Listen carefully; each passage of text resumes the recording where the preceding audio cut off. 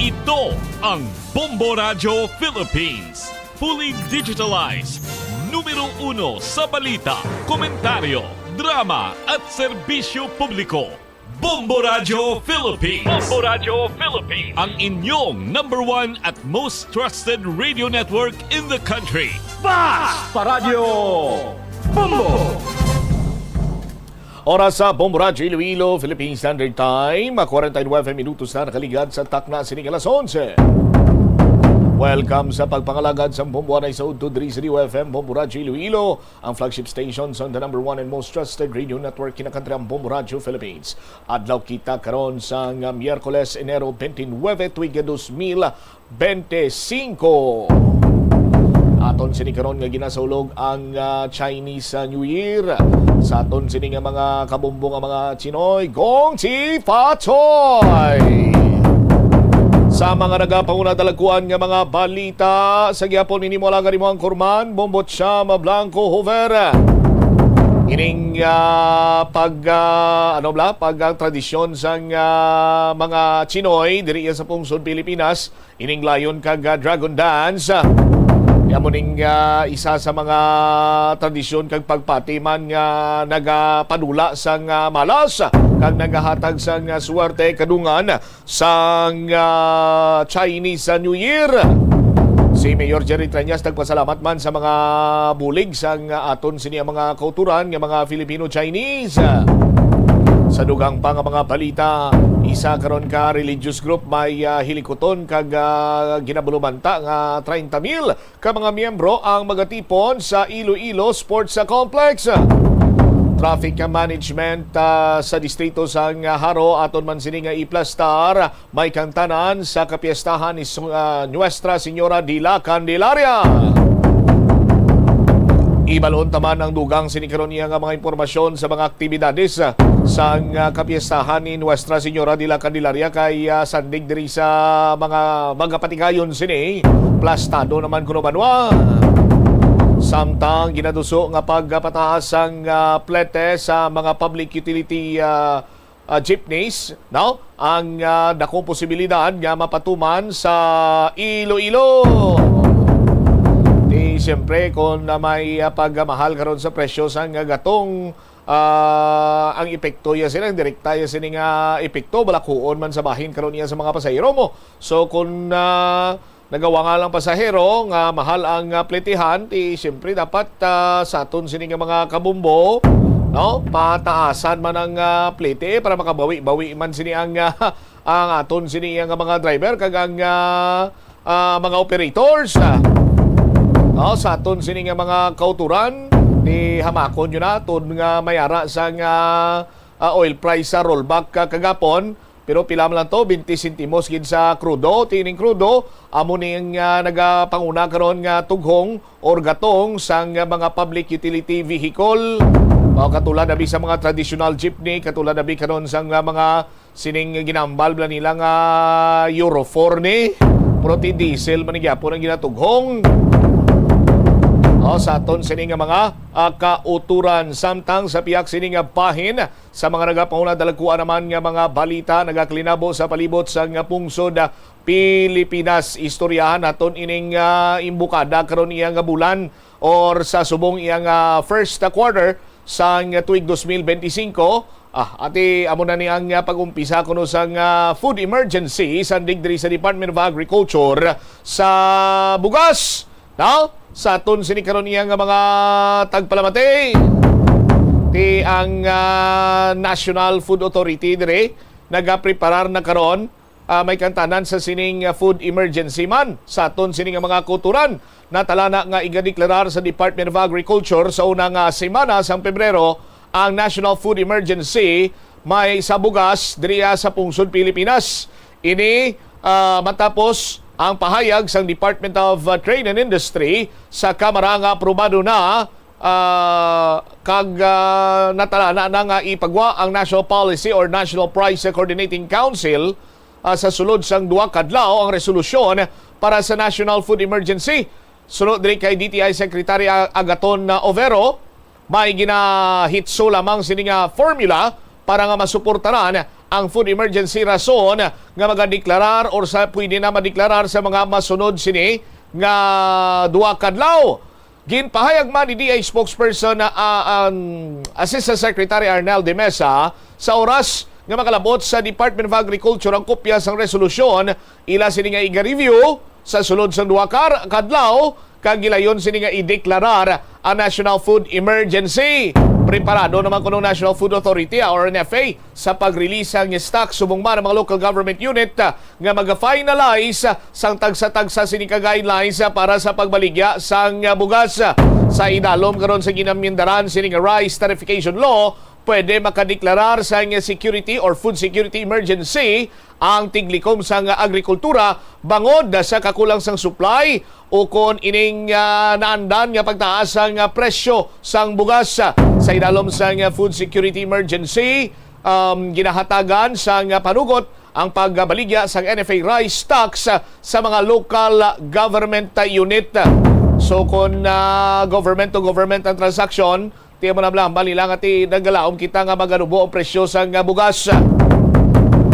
Sa aton sini nga mga kabombo, although wala ma-achieve ang damgo sa aton sini nga presidente nga tag 20 pesos ang kilo sang bugas, sa aton sini mga kabombo, tingin na pangitaan man sa mga pamagyo.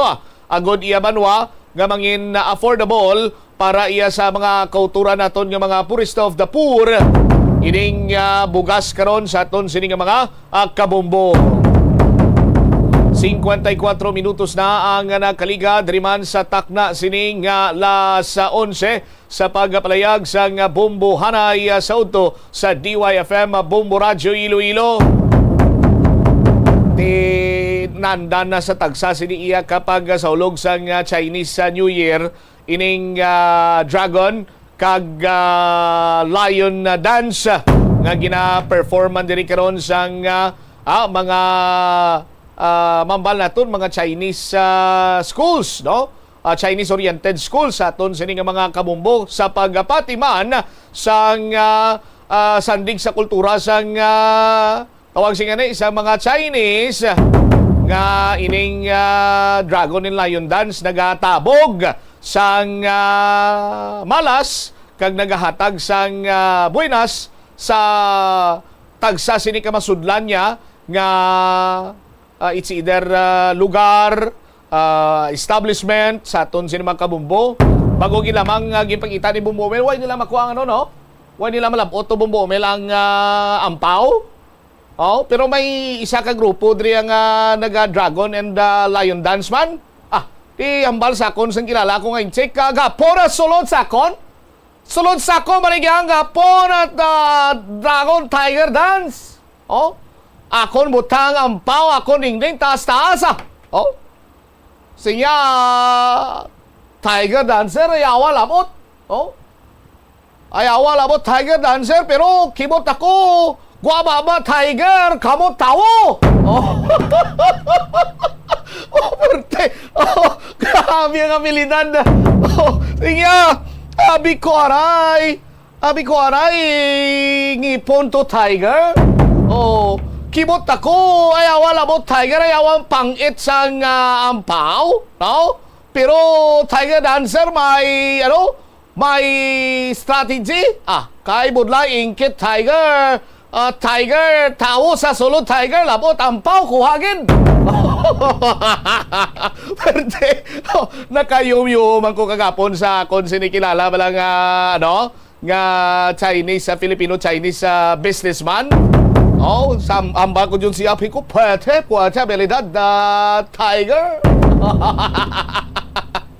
Anyway, sa aton sining mga kabumbo dugangan naton ina sa dugang sining pagpalayag or padayon nga pagpalayag naton diri man sa Bombohan ay sa udto mga detalye sa balita lokal balikanta pagkatapos ang Bombo Network News. Mas na namian ba ikaw magtuon sa balay ipaanggid sa eskwelahan nga madamo ang tawo? Isa ka panugyan para epektibo ang pagtuon sa balay, amo ang pagpangita sa designated area agud nga matiniran kung ikaw nagasulat, nagabasa o kung nag-review. Pwede man nga lamesa sa kusina o kung sa desk sa gawa sang inyo nga balay, pero hindi gid maghigda sa imo nga katre samtang nagatuon. Inibagod nagakatemptar gid ikaw nga magpiyong-piyong, tubtub nga dalayon na ikaw nga matulugan. Siguraduha man nga malimpyo kag organisado ang lugar nga imo ginatun-an. Ini nga pahanumdom ang ginadulong sa imo sang the #1 and most trusted radio network in the country, Bombo Radio Philippines. Basta Radio Bombo! Umpisa sang pandemya nangin mas conscious na ang mga tao sa personal hygiene bilang kabahina sang COVID-19 prevention. Apang magluwas sa COVID-19, madamo pa sang iban nga germs kag virus ang kinahanglan likawan agud hindi mag-angkon sang sakit. Yari mga proper hygiene practices nga dapat muhimuon agud maligawan ang nagkalailain nga sahi sa balatian. Insakto nga paghugas sang kamot, pagpaligo adlaw-adlaw, pagpabilin sang good oral hygiene, pagsunod sa cough and colds etiquette. Help is available. Pinaagi sa pag-istorya, paghatag sang suporta, kag direkta nga bulig sa nagakinahanglan, mahimo mo gid nga mapunggan ang suicide kag makasalbar sang kabuhi. Santo sa World Health Organization, ang suicide ang 4th leading cause of death sa mga kabataan nagaedad 15 to 19 anyos. Kung ikaw, kung may kilala, Ito ang Bombo Radio Philippines. Fully digitalized. Numero 1 sa balita, komentaryo, drama at serbisyo publiko. Bombo Radio Philippines. Bombo Radio Philippines. Ang inyong #1 at most trusted radio network in the country. Basta Radio Bombo! Gong Hei Fat Choi for Filipino Chinese. This is Bombo Network News Noontime Edition, broadcasting live at Bombo Radio Broadcast Center, Makati City, Philippines. Kung hey Fat Choy, ngayon po ay araw ng Miyerkules, Enero 29, taong 2025. Sa ating mga headlines, ang BRP Teresa Magbanwa muling idineploy sa West Philippine Sea para naman i-challenge ang iligal na presensya ng mga barko ng China. Paghahain naman ang petisyon ng grupo ni Vic Rodriguez sa korte para ipawalang bisa ang 2025 national budget, hindi dapat katakutan. Ayon yan kay Senate President Cheese Escudero. Mamaya may update tayo tungkol doon sa sinkhole sa gitna ng kalsada doon sa lalawigan ng Samar. Nagdulot ito ng pangamba sa ilang mga residente at motorista. At sa ating international news naman, bilang ng nasugatan mula sa sumiklab na sunog sa pampasaherong eroplano sa South Korea, umakyat na sa 7. Ito namang United States, pangunahing opsyon umano laban sa agresyon ng China sa Pilipinas at Japan. Sa ating balitang palakasan, ng Houston Rockets napigilan ang comeback attempt ng Atlanta na nanatiling number 2 sa Western Conference. At live nationwide via satellite, dumako na tayo sa mga detalye ng ating mga balita. Muling idineploy mga kabombo ang barko ng Philippine Coast Guard na BRP Teresa Magbanwa sa baybayin ng malapit dyan sa Zambales para naman i-challenge ang illegal na presensya ng barko ng China kahit ngayong Chinese New Year. Pinalitan ng BRP Teresa Magbanwa nitong Martes, Enero 28, ang BRP Cabra na nagtungo naman sa Port of Subic para i-unload ang labi ng mangingisdang binawian ng buhay habang nasa bahagi ng karagatan.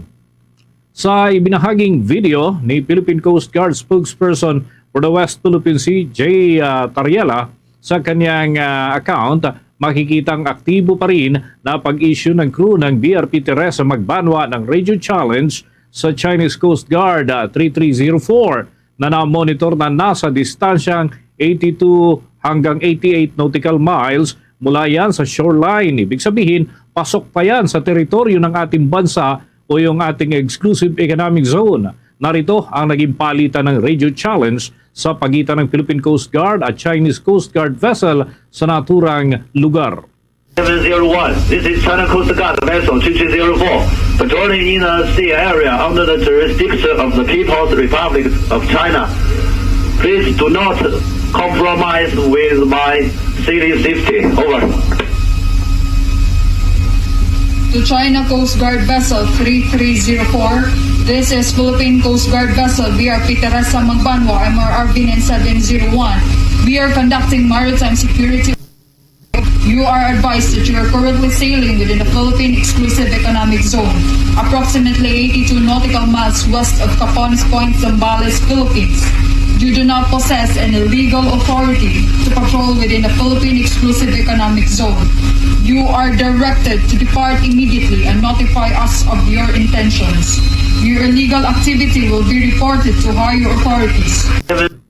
Bahagi yan mga kabombo ng palitan ng radio challenge sa pagitan ng Philippine Coast Guard at ng hihimasok na barko ng China dyan sa bahagi ng West Philippine Sea. Maliban nga rito, naobserbahan din batay sa data mula sa Dark Vessel Detection ang presensya ng 3 iba pang Coast Guard vessel ng China sa bisinidad ng Bajo de Masinloc, kabilang ang China Coast Guard 5901 o Monster Ship na nasa tinatayang 99.37 nautical miles mula sa Zambales at Coast Guard ng China na may number na 3502 na nasa 131.70 nautical miles at China Coast Guard Vessel 3103 na nasa 133.97 nautical miles. Ibig sabihin, lahat ng yan nasa loob ng karagatang sakop ng Exclusive Economic Zone ng Pilipinas at nananatili sa kanilang illegal na presensya sa teritoryo ng ating bansa. Kaugnay nito, nangako naman ang Philippine Coast Guard na titiyakin pa rin nila ang kaligtasan ng mga mangingisda sa naturang parte ng karagatan at puprotektahan ang maritime jurisdiction at pagpapatupad ng international law at pipigilan ang anumang posibleng tensyon dyan sa bahagi yan ng naturang karagatan. Inaprobahan na ng Senado sa ikalawang pagbasa ang pagpapaliban ng unang Bangsamoro Autonomous Region in Muslim Mindanao o BARMM elections na isasagawa sa Oktubre 13 nitong kasalukuyang taon. Ayon kay Senator J.V. Ejercito na sponsor ng panukala, 5 buwan ang ibinigay para sa pagpapaliban ng halalan sa Bangsamoro Autonomous Region in Muslim Mindanao. Sa plenaryo, bumotong tutol si Senate Minority Leader Coco Pimentel sa pag-aproba ng Senate Bill 2942. Paliwanag ni Pimentel na kailang pagpapaliban na ng halalan sa Bangsamoro Autonomous Region in Muslim Mindanao at permanente na anyang dinisynchronize ang BARMM elections sa national and local elections. Unang iminungkahi na inilipat sa Agosto 11 sa parehong taon ang nasabing eleksyon. Ngunit sa kasalukuyang bersyon ay muli itong naurong sa Oktubre 13. Sa ilalim ng pinakabagong bersyon ng panukalang batas, ang susunod na halalan ay gaganapin at isasabay sa 2028 national elections at kada 3 taon. Nauna nang sinabi ni Senate President Francis Cheese Escudero sa pulong balitaan na ang pag-amyenda ay rekomendasyon ng security officials at bilang konsiderasyon sa mga prosesong kailangang isagawa dahil sa hindi pagkakasama ng sulo sa Bangsamoro Autonomous Region in Muslim Mindanao. Dagdag pa ng senador, sinertipikahan bilang urgent ng Malacanang ang panukala at kailangang madaliin na dahil magtatapos na ang sesyon ng Kongreso. Kaugnay niya, narito pa ang bahagi na ipinahayag ni Senate President Francis Cheese Escudero. Kilala naman yan na urgent talaga ito dahil kailangan pagpasahan one way or the other. Kung ipopostpone nga ba yung BARM election so hindi bago kami mag-adjourn. Dahil pag mag-adjourn kami, wala nang sapat na oras para ito'y i-reset pa kung yun nga ang pasya ng mayoriya ang pag-resume namin sa May 20. Tapos na. Inyong napakinggan ang ilan sa mga pahayag na ibinahagi ni Senate President Francis Cheese Escudero kaugnay sa nasabing eleksyon. Oras natin sa buong kapuluan, 7 minuto na makalipas ang alas 12 ng tanghali. Dapat tayo dyan pa rin sa mga ulat sa Senado yung paghahain ng petisyon ng grupo nitong si dating Executive Secretary Vic Rodriguez dyan sa Korte Suprema para daw ipawalang bisa yung 2025 national budget ay hindi raw dapat na ikabahala o katakutan ayon sa liderato ng Senado. May balita si Bombo J.C. Galvez. Hindi dapat katakutan at ikabahala ang paghahain ng petisyon ng grupo ni Atty. Vic Rodriguez sa Korte Suprema para ipawalang bisa ang 2025 national budget na tinawag niyang illegal kriminal at labag sa konstitusyon. Sa pulong balitaan, welcome kay Senate President Francis Chis Escudero ang inihaing petisyon ng grupo na anya oportunidad ito para makilahok din ang korte sa proseso ng budget. Nasaksihan na anya ang naging papel ng mga mambabatas at Pangulo sa pagpasa ng pondo at ngayong may naghain ng petisyon ay makikita na ang magiging papel ng Korte Suprema. Kaya naman git ng Pangulo ng Senado, huwag matakot sa petisyon sapagkat bahagian niya ito ng demokrasya ng bansa. Gayunpaman, nanindigan si Escudero na ang mananaig ay ang enrolled bill ng budget o ang General Appropriations Act na anya walang bakanting items. Tulad ng binanggit ko noong nakaraan, we welcome any petitions to question any law that Congress passes at para sa akin, oportunidad yan para makilahok din sa proseso ng budget. Ang Korte Suprema, ang third branch ika ng pamahalaan. Nakita na natin ang papel na ginampanan ng executive branch, ng legislative branch, at ngayon makikita natin ang papel na gagampanan naman ng judicial branch. At para sa akin, hindi ito dapat katakutan, hindi ito dapat ikabahala. Ito'y bahagi ng ating demokrasya at patunay ito ng malakas at matatag ang demokrasya sa ating bansa patungkol sa anumang batas, kabilang ng national budget.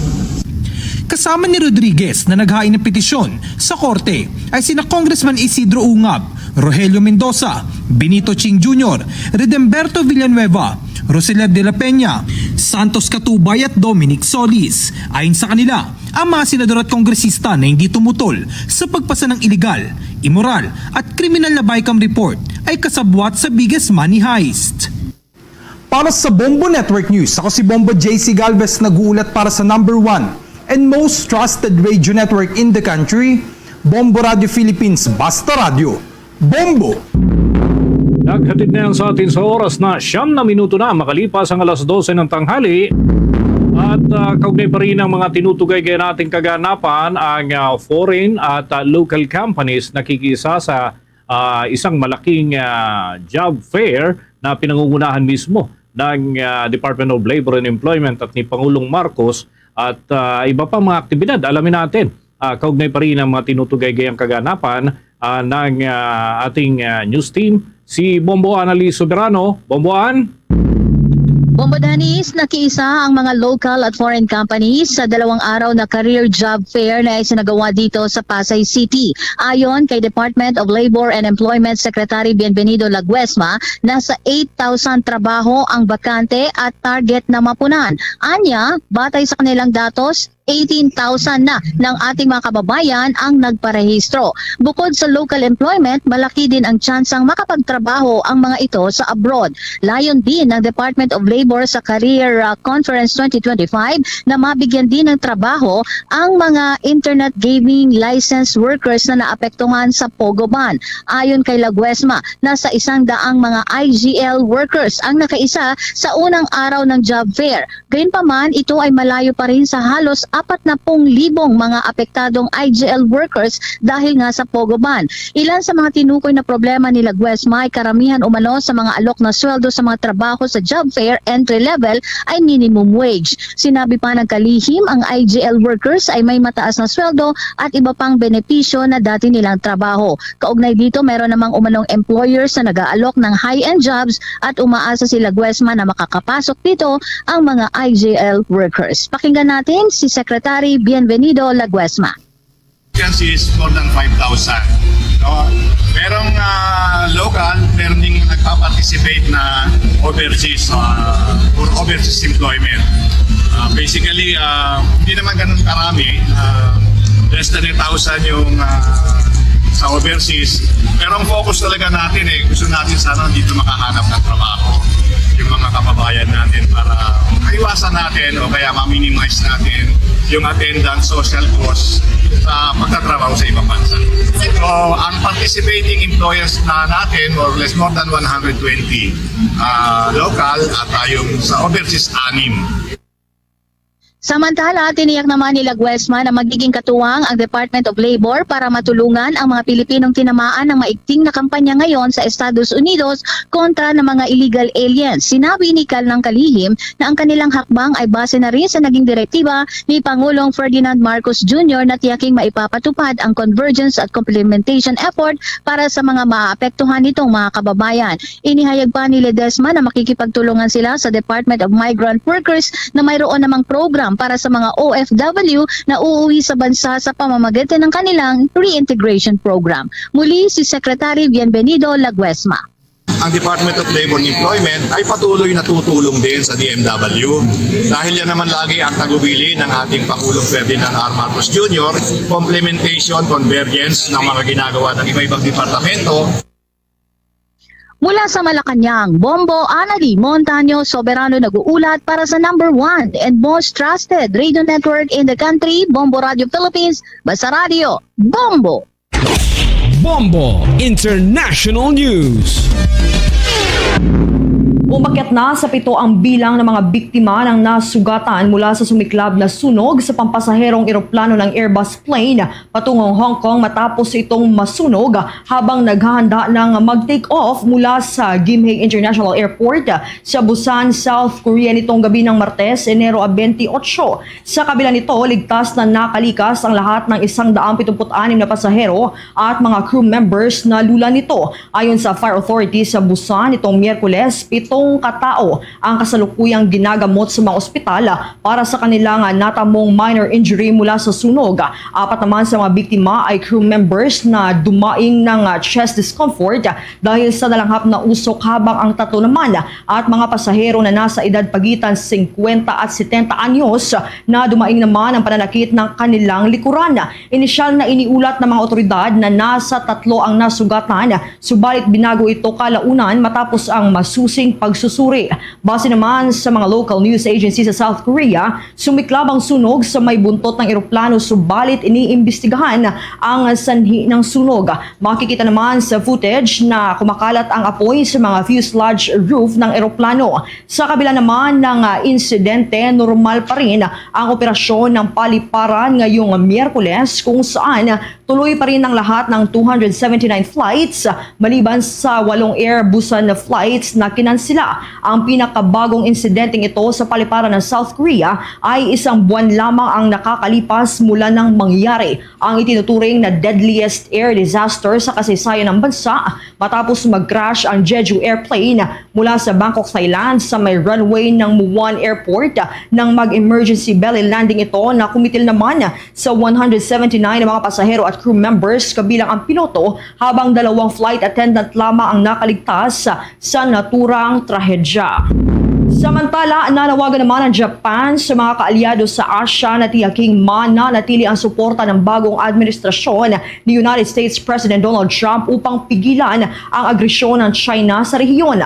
Ayon sa Japan Ministry of Foreign Affairs, mahalaga ang presensya ng Amerika bilang panangga, lalo na sa West Philippine Sea at mga karagatang inaangkin ng China. Nakipagpulong na rin si United Secretary of State Marco Rubio sa mga kaalyado, kabilang na ang Pilipinas, upang palakasin ang alyansa. Samantala, sinisikap naman ng China na pahupain ang tensyon sa pamamagitan ng diplomasya, ngunit ayon naman sa Japan, ito ay isang tactical change lamang at hindi nangangahulugang nagbago na ang tunay na intensyon ng Beijing.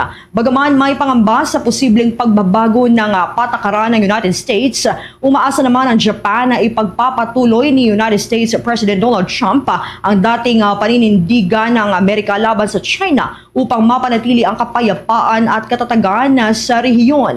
Sa karagdagang pambalita sa ating ibayong dagat, pinirmahan naman ni United States President Donald Trump ang isang executive order na nagbabawal sa federal support para sa gender transitions ng mga minor de edad na wala pang 19 na taong gulang. Iniutos nito ang pagtanggal ng pondo mula sa Medicaid at TRICARE at iba pang pampublikong programa na sumasaklaw sa gender-affirming care. Kinundira naman ito ng mga medikal na grupo at LGBTQ+A advocates na tinawag ang hakbang bilang pagsasangkot ng politika sa personal na desisyong medikal. Inaasahang haharap ito sa mga legal na hamon habang patuloy na pinangangambahan naman ng mga pamilya ng transgender youth ang epekto nito sa kanilang kalusugan at kapakanan. Balik sa mga balita sa Pilipinas, sinimula na ng Department of Migrant Workers ang pagkakaloob ng karampatang tulong pinansyal. Yan ay para sa mga Pinoy na naapektuhan ng malawakang wildfire dun sa Los Angeles, California. Anya sa Department of Migrant Workers Undersecretary na si Felicitas Sabay, 4 na Filipino workers ang inisyal na nakatanggap ng $850 mula sa gobyerno ng Pilipinas. Ang tulong ay nagmula sa Agarang Kalinga at Saklolo para naman sa mga overseas Filipino workers na nangangailangan ng pondo at isa sa mga pangunahing programa ng Department of Migrant Workers. Ang naturang tulong ay naipagkaloob sa pamamagitan ng Migrant Workers Office na nakabase naman doon sa Los Angeles. Tiniyakdaan ng mga opisyal ng Department of Migrant Workers na magpapatuloy ang pag-assess nila sa kalagayan ng mga Pinoy na apektado ng wildfire upang makapaghatid ng akmang tulong para sa kanila. Una nang iniulat ng Estados Unidos, partikular na ng kanilang mga otoridad na umaabot sa 28 katao ang binawian ng buhay sa malawakang wildfire habang mahigit 200,000 na mga individual ang nag-evacuate. Humigit kumulang naman 200 Pilipino ang natukoy na apektado doon pa rin sa naturang bahagi ng Estados Unidos. Ito namang BICAM report na pinunan umano ng technical staffs binatikos ng dating opisyal ng Department of Finance. Alamin natin yan ng balitang tinutukan ni Bombo Bea Piniza. Binatikos ni dating Department of Finance Undersecretary Professor Shelo Magno ang naging bicameral report na inilabas ng 2 kapulungan ng Kongreso na siyang pinunan umano ng mga technical staffs para sa mga hindi umano'y blankong mga bahagi nito. Ayon kay Magno, malinaw anya na sa ilalim ng probisyon ng BICAM Committee Report, ang trabaho ng mga technical staffs ay para linisin at ayusin ang mga clerical errors sa naturang mga dokumento at ang pagpunaan sa mga blankong bahagi nito ay dapat parte ng legislative process.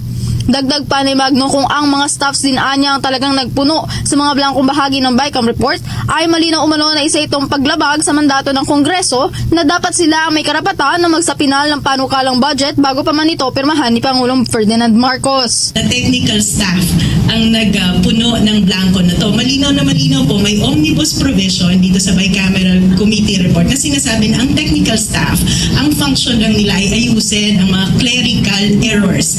Ang pag-fill in ng blanco ay hindi clerical error. Bahagi po yan ng function ng legislative process. So kung technical staff ang nag-fill in nito ay violation po to ng mandato ng Kongreso na dapat sila ang nagpa-finalize ng budget.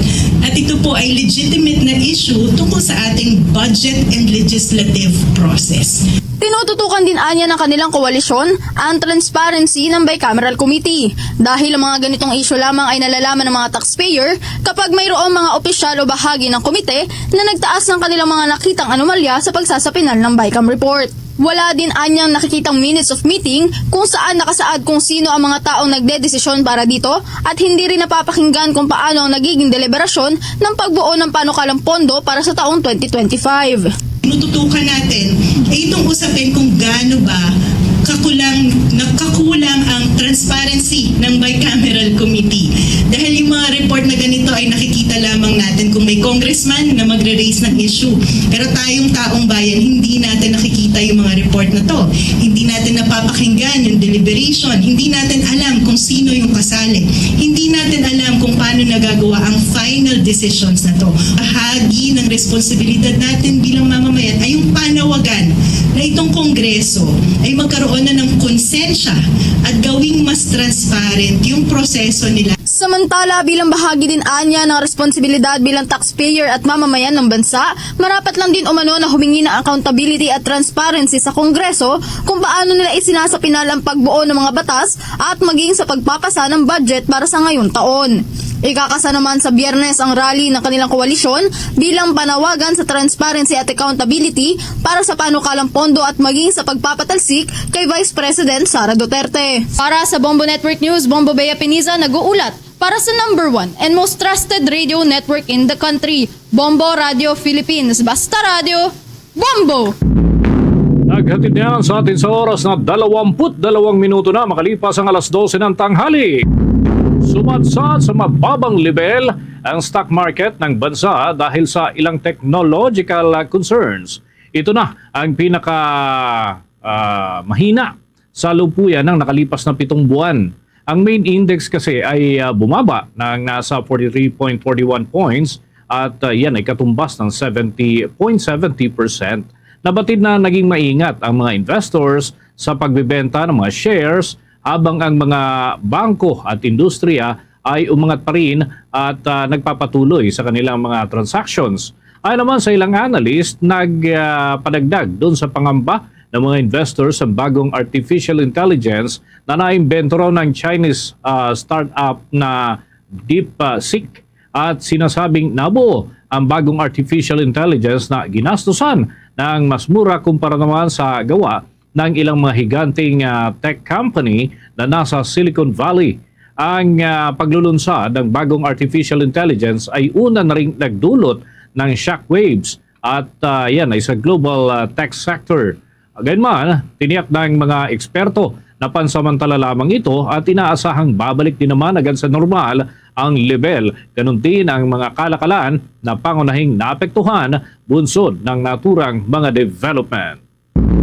Samantala, inabisuhan ng Department of Health ang Cordillera Administrative Region ang publiko na iwasang dumalo sa mga pagtitipon at festivals kapag hindi maganda ang pakiramdam upang maiwasan ang paghawa ng sakit o impeksyon. Sa nilabas na advisory ng ahensya, sinabi dito na bilang bahagi ng paghahanda para sa festival season sa Cordilleras, inaasahan ng rehiyon ang pagtaas ng public mobility at mass gatherings kasunod ng pagbuhos ng mga turista at mga bisita. Kaugnay nito, mas malaki ang tsansa ng posibleng pagkalat ng nakakahawang mga sakit.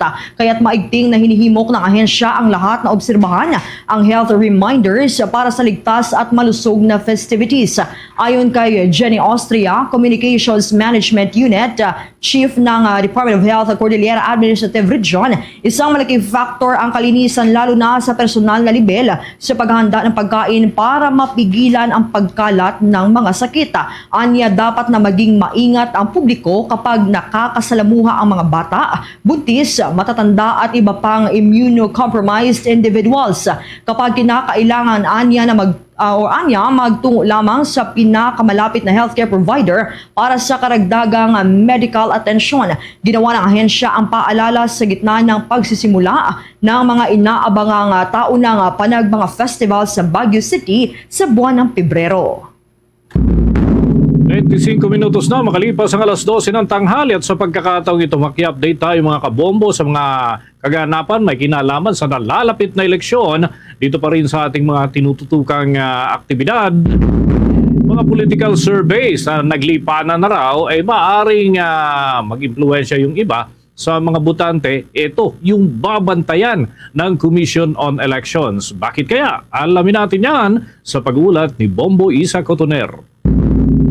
Ipinahayag ni Commission on Elections Chairman George Erwin Garcia na kasalukuyan ng pinag-aaralan ng legal team ng komisyon ang mga naglipa ng political surveys sa kasalukuyan. Anya, maaari itong maabuso at makapag-impluwensya pagdating sa pagpili ng mga iboboto sa darating na halalan. Sinabi ni Garcia na napapansin nila na kahit noong mga nagdaang mga eleksyon pa ay hindi sumusunod ang mga politiko pagdating sa pagpapakita kung magkano ang naging komisyon, ano-ano ang mga parameters ng mga tanong sa surveys at scientific na basihan kung paano nakuha ang mga data. Dagdag pa niya na kanilang gagawin ito upang matiyak na tunay ang mga inilalabas na mga resulta dahil maaari ang iba rito ay kinumisyon ng mga politiko kaya naman kailangan itong maisama sa Statement of Contributions and Expenditures upang matalari ng komisyon ang mga naging gastos. Paglilinaw ni Garcia na hindi sila kontra sa mga surveys dahil ito ay constitutional ayon sa Korte Suprema. Ngunit kailangan pagtuunan ng pansin ang anggulo na maaari itong makaimpluwensya sa mga botante sa maling paraan. At kung kinakailangan na maglabas sila ng mga striktong guidelines para hindi ito maabuso, ito ay kanilang gagawin. Pwede kaming gumawa ng mas strikto na guidelines patungkol sa paglipana ng mga survey. Again, hindi kami against sa surveys. Ito ay constitutional, sabi ng Supreme Court. Pero tingnan lang natin kung paano naaabuso nito at naiimpluwensyahan nito yung pagboto at pag-iisip ng mga kababayan natin. Hindi naman din masama na impluwensyahan ang kanilang desisyon, lalo't ito ay sa tama. Pero tanong, tunay ba yung result na pinapakita sa atin? At the same time, sino nga ang mga nagbayad o nag-commission ito at magkano? Sa kaugnay pang balita, sinabi rin ni Garcia na hindi nila papalitan ang quality ng mga balota sa kabila ng mga naitalang defective ballots. Anya, prioridad nila ang magandang quality ng mga balota kahit na bahagyang mataas ang porsyento ng mga defective ballots dahil ang mga balota ay ang pinakamahalagang dokumento sa isang halalan. Pagpapaliwanag niya na may mga balota na tinatanggap ng mga machines ngunit ito ay hindi pasok sa standards ng mga human verifiers dahil may mga malilit na smudges, tuldok o kaya naman linya. Ito ay nakukonsidera ng bad ballots. Hindi porket mataas 25 to 30% ang naging defective ballots nung nakaraan ay pabababaan na natin yung pwedeng makita na problema sa balota tulad ng maliit na tuldok o kaya naman maliit na blacken lang o nagkaroon lang ng darkened part. Hindi naman apektado yung mismong pangalan ng mga kandidato. Mismo nasa espasyo na wala namang affected na mga pangalan, ay magiging maluwag na po tayo. Hindi po yun. Kasi hindi na baling mataas ang defective ballots, basta maganda ang quality ng mga balota. Hindi po siya tanggap sa mata ng ating mga verifiers, pero tanggap siya ng machine. Ibig sabihin, as far as machine is concerned, okay lang yun kasi hindi naman siya nakita yung problema doon sa mga pangalan ng kandidato. Para sa Bombo Network News, Bombo Isa Cotoner nagulat para sa number 1 and most trusted radio network in the country, Bombo Radio Philippines. Basta Radyo, Bombo! Samantala, binabantayan ng Department of Agriculture ang epekto ng African Swine Fever sa 8 rehiyon ng bansa kasabay ng lalo pang pagpapalawak sa vaccination program nito. Una na kasing natukoy ng ahensya ang tuluyang pagbaba ng bilang ng mga barangay na apektado ng African Swine Fever mula sa dating 225 pababa sa 133 sa kalagitnaan niya ng buwan ng Enero nitong kasalukuyang taon. Ang mga ito ay mula sa 34 na syudad at munisipalidad. Ayon naman sa Bureau of Animal Industry, binabantayan ang posibleng paglitaw ng mga bagong kaso upang masigurong magtutuloy-tuloy na ang mga pagbaba ng mga lugar na apektado nito. Maliban sa mahigpit na pagtutukoy sa mga local hog industry sa mga lugar na nakitaan ng African Swine Fever cases, nililiwakan din ng Department of Agriculture ang pagtuturok ng mga bakuna sa mga baboy upang makontrol pa ang pagkakalat ng mga sakit. Una nang dumating sa bansa ang 160,000 doses ng African Swine Fever vaccine at agad na naipasakamay sa Bureau of Animal Industry. Sa kasalukuyan, mahigit 33,000 doses naman ng mga bakuna ang naiturok sa mga baboy at ang mga ito ay mula sa 5 probinsya sa buong bansa. Oras natin sa buong kapuluan, 30 minuto na mga kabombo, makalipas ang alas 12 ng tanghali. Wala umanong dapat na ikabahala sa pagbaba ng stock ng sibuyas dito sa ating bansa. Ayon yan sa pahayag ng Department of Agriculture. Pagtitiyak pa nga ng ahensya, hindi inaasahang muling sisipa ang presyo ng sibuyas tulad ng nangyari sa nakalipas na taon dahil naman sa nalalapit pa rin ang pagsisimula ng local harvest o yung anihan sa susunod na buwan. Bagamat bumaba ang stock, ay tiyak naman ng ahensya na ang mga ito ay unti-unting mapapalitan ng mga susunod na aanihin sa mga darating na buwan dahil naman sa local harvest season na manggagaling yan sa malalaking taniman ng sibuyas dito sa ating bansa. Kampante rin ng Department of Agriculture doon sa magandang kalidad ng mga sibuyas na nanggagaling sa mga lalawigan habang hindi rin maaaring iimbak ang mga ito sa loob ng mahabang panahon kahit may mga concerns tungkol naman sa supply kaya tiyak na hindi itatago ng mga traders ang marami nilang stock ng sibuyas. Batay nga sa nakasanayan ng mga trader, maaaring iimbak ang mga sibuyas sa loob lamang ng 6 na buwan at kapag lumagpas na rito ay mataas na ang posibilidad na unti-unti na yung masira o kaya ay tutubo na yung mga sibuyas mula sa lugar kung saan ito nakastock. Batay nga sa kasalukuyang record ng Bureau of Plant Industry na meron na lamang 8,500 metric tons ng pulang sibuyas dito sa ating bansa. Abang aabot na lamang sa 1,628 metric tons para naman sa stock ng puti o kaya dilaw na sibuyas dito sa Pilipinas. Batay naman sa pagtaya ng Bureau of Plant Industry, ang mga bagong aning sibuyas ay inaasahan na magsisimula ng pumasok sa cold storage facilities. Yan ay ngayong quarter ng taong 2025.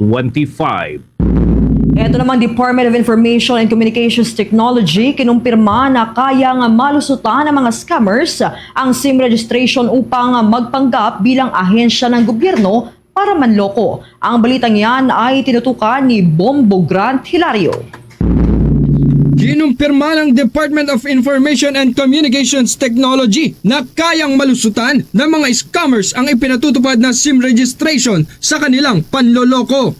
Kung saan, sinabi mismo ng kalihim ng naturang kagawaran na si Secretary Ivan John Uy na ang mga scam ngayon ay kadalasang matatagpuan sa mga ilehitimong text messages. Paliwanag niya, mayroon kasing device na ginagamit ang mga manloloko upang makadiretso sa cell sites ng mga telecommunications. Dahil dito, hindi na kailangan pang gumamit ng SIM card sa pang-scam nila ngayon sa publiko. Or what we call the MC catchers are being used in order to intercept cell phone signals from your cell phone to the cell sites of the telcos. So, ang ginawa nitong mga kriminal, umiwas ngayon sa SIM card. Ang ginawa nila is gumamit sila ng MC catchers na hindi na papasok sa network ng telcos. So, walang SIM card na kailangan. So, this is what we call man in the middle. Kaya naman ang mga scammers na nakalusot sa SIM registration ay gumagamit na ng mga ilehitimong pangalan na natatanggap naman ng karamihan sa mga text messages. Pahayag pa ni Secretary Ivan John Uy, ang mga scammers na ito ay kadalasang nagpapanggap bilang account ng mga bangko at pati na rin bilang ahensya ng gobyerno para lamang makapanloko. Nagpapanggap sila na cell site at pwede nilang i-type ngayon doon sa text na yon anong gusto nilang isulat. So pwede nilang i-type na telco sila, pwede nilang i-type na bangko sila, or credit card company sila, or opisina ng gobyerno, ahensya ng gobyerno. So pag natanggap yung text, akala nyo lehitimo. Dahil nasa itaas, talagang yun yung letra, no? Na nakikita nyo, yung palan, hindi totoo yun. So, yan ang ginagamit ng MC Catcher. Sa huli, nagpaalalang naturang kalihim ng kagawaran na huwag i-click ang link sa kahit anong text messages na matatanggap.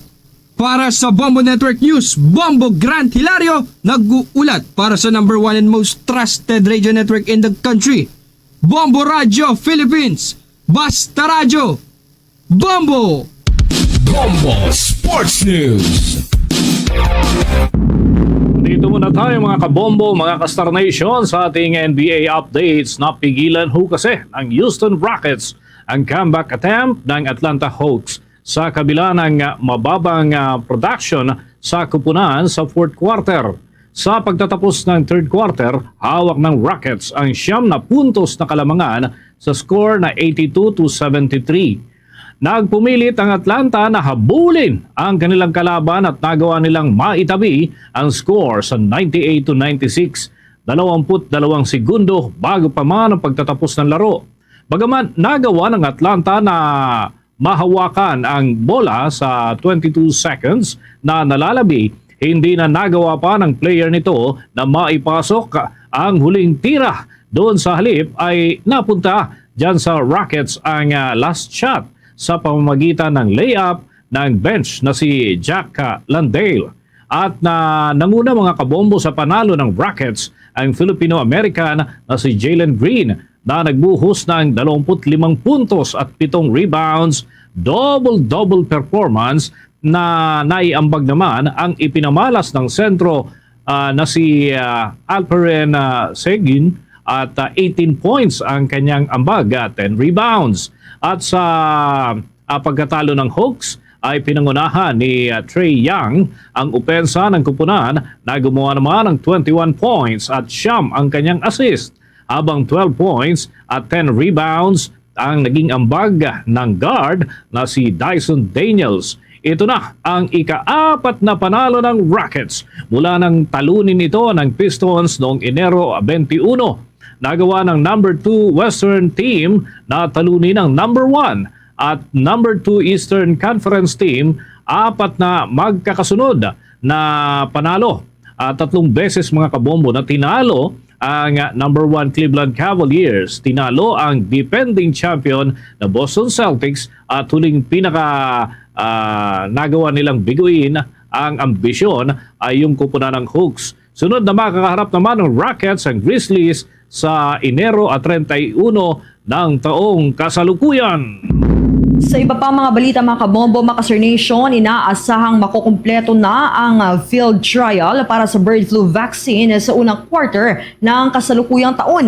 Ayon kay Department of Agriculture spokesperson Assistant Secretary Arnel de Mesa, ang mga ekspertong nagsasagawa ng field trial ay nagmula pa sa Hungary at Germany. Kapag nakumpleto ang mga ito, ay tiyak na ipipresenta ang Bureau of Animal Industry sa pamamagitan ng Veterinary Quarantine Station. Kapag nakumpleto naman ang pag-aaral nito, inaasahang i-endorso rin ng Food and Drug Administration ang mga bakunang ginagamit sa kasalukuyang field testing. Sa kasalukuyan ay hindi inilalabas ng Department of Agriculture ang pangalan ng mga vaccine company kung saan nanggaling ang mga bakunang ginagamit. Batay naman sa datos ng Bureau of Animal Industry, mula Enero 4 hanggang nitong Enero 24 ay wala ng positibong highly pathogenic avian influenza sa buong bansa, kasunod na rin ng malawakang kampanya ng Department of Agriculture laban sa naturang sakit. Ang huling kaso ng bird flu ay naitala pa noong Enero 3 sa Pandibulacan at ito ay nakaapekto sa mga pato. Sa dagdag na balita, mahigit 32,000 doses ng vaccines mula sa Vietnam ang ipinamahagi na ng Department of Agriculture bilang bahagi pa rin ng kampanya laban sa African Swine Fever. Ayon nga kay Department of Agriculture spokesperson Assistant Secretary Arnel de Mesa, halos 33,000 doses ang naitruk na sa mga baboy sa 11 bayan sa 5 probinsya. Patuloy mga kabombo ang pagbabakuna sa mga alagang hayop at yan ay kontra sa African Swine Fever at yung mga negative na baboy sa 18 sakahan sa Central Luzon at Calabarzon Region ay naitala na. Bukod dito ay nakatanggap ang Bureau of Animal Industry ng 160,000 na karagdagang doses ng African Swine Fever vaccines. Dahil pa rin sa bakuna at pinaiigting pa na border inspections at bumaba na rin sa 133 ang African Swine Fever infected o affected barangays mula yan sa dating 225 nitong Disyembre ng nakalipas na taong 2024. Samantala, nagpaalala muli ang Department of Labor and Employment sa mga manggagawa at maging sa mga employer hinggil sa tamang patakaran ng pasahod ngayong Chinese New Year, kung saan nagbigay ng abiso ang naturang kagawaran hinggil sa pagkonsidera ngayong araw bilang isang special non-working day. Dahil dito, ipapatupad ang no work, no pay policy para sa mga empleyadong hindi papasok, maliban na lamang kung may collective bargaining agreement ang kumpanya na nagbibigay pasahod nitong Miyerkules. Ngunit kung pumasok naman ang trabahador, siya ay dapat mabayaran ng employer ng karagdagang 30% sa kanyang arawang sahod ng unang 8 oras ng pagtatrabaho. Samantala sa mga empleyado namang ginagampanan ang trabaho kahit ito ay kanyang araw ng pahinga, siya ay marapat lamang na dagdagan ng 150% sa kanyang arawang sahod. Sa puntong ito ng ating balitaan, dako na tayo sa mga balita ng ating mga himpilan. Unahin natin dyan sa Eastern Visayas, may naitalang sinkhole. Ito'y nagdulot ng pagkabahala ng mga residente dyan sa lalawigan ng Samar. Ano ang mga hakbang na ginagawa ngayon ng lokal na mga pamahalaan at mga otoridad? Alamin natin yan sa pag-ulat ng Bombo Radio Tacloban.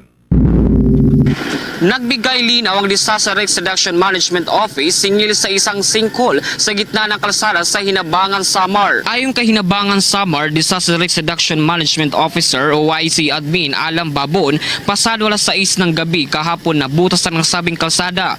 Dagdag pa nito, ang nasabing sinkhole ay makikita sa gitna ng Barangay Usmeña na sa Barangay Rawis, Hinabangan, Samar. Ayon sa kanilang ginawang investigasyon, napag-alaman na ang ilalim ng sinkhole ay isang pipe culvert at hinihinalang na puno ito ng tubig dahil na sa babaw ng dumaan ng tubig baha ang naging rason ng pagnipis ng lupa na siyang tinutukoy na dahilan para bumigay ang kalsada at magkaroon ng sinkhole. Ngayon naglagay na sila ng mga barikada para sa dumadaan na motorista at pampasaheros na sasakyan. Matatandaan na nitong nakaraang araw ay nakaranas sa mga pagulan ang Samar area. Dito yan sa in-between ng Barangay Usmeña at Barangay Rawis ng Municipality of Hinabangan, Samar.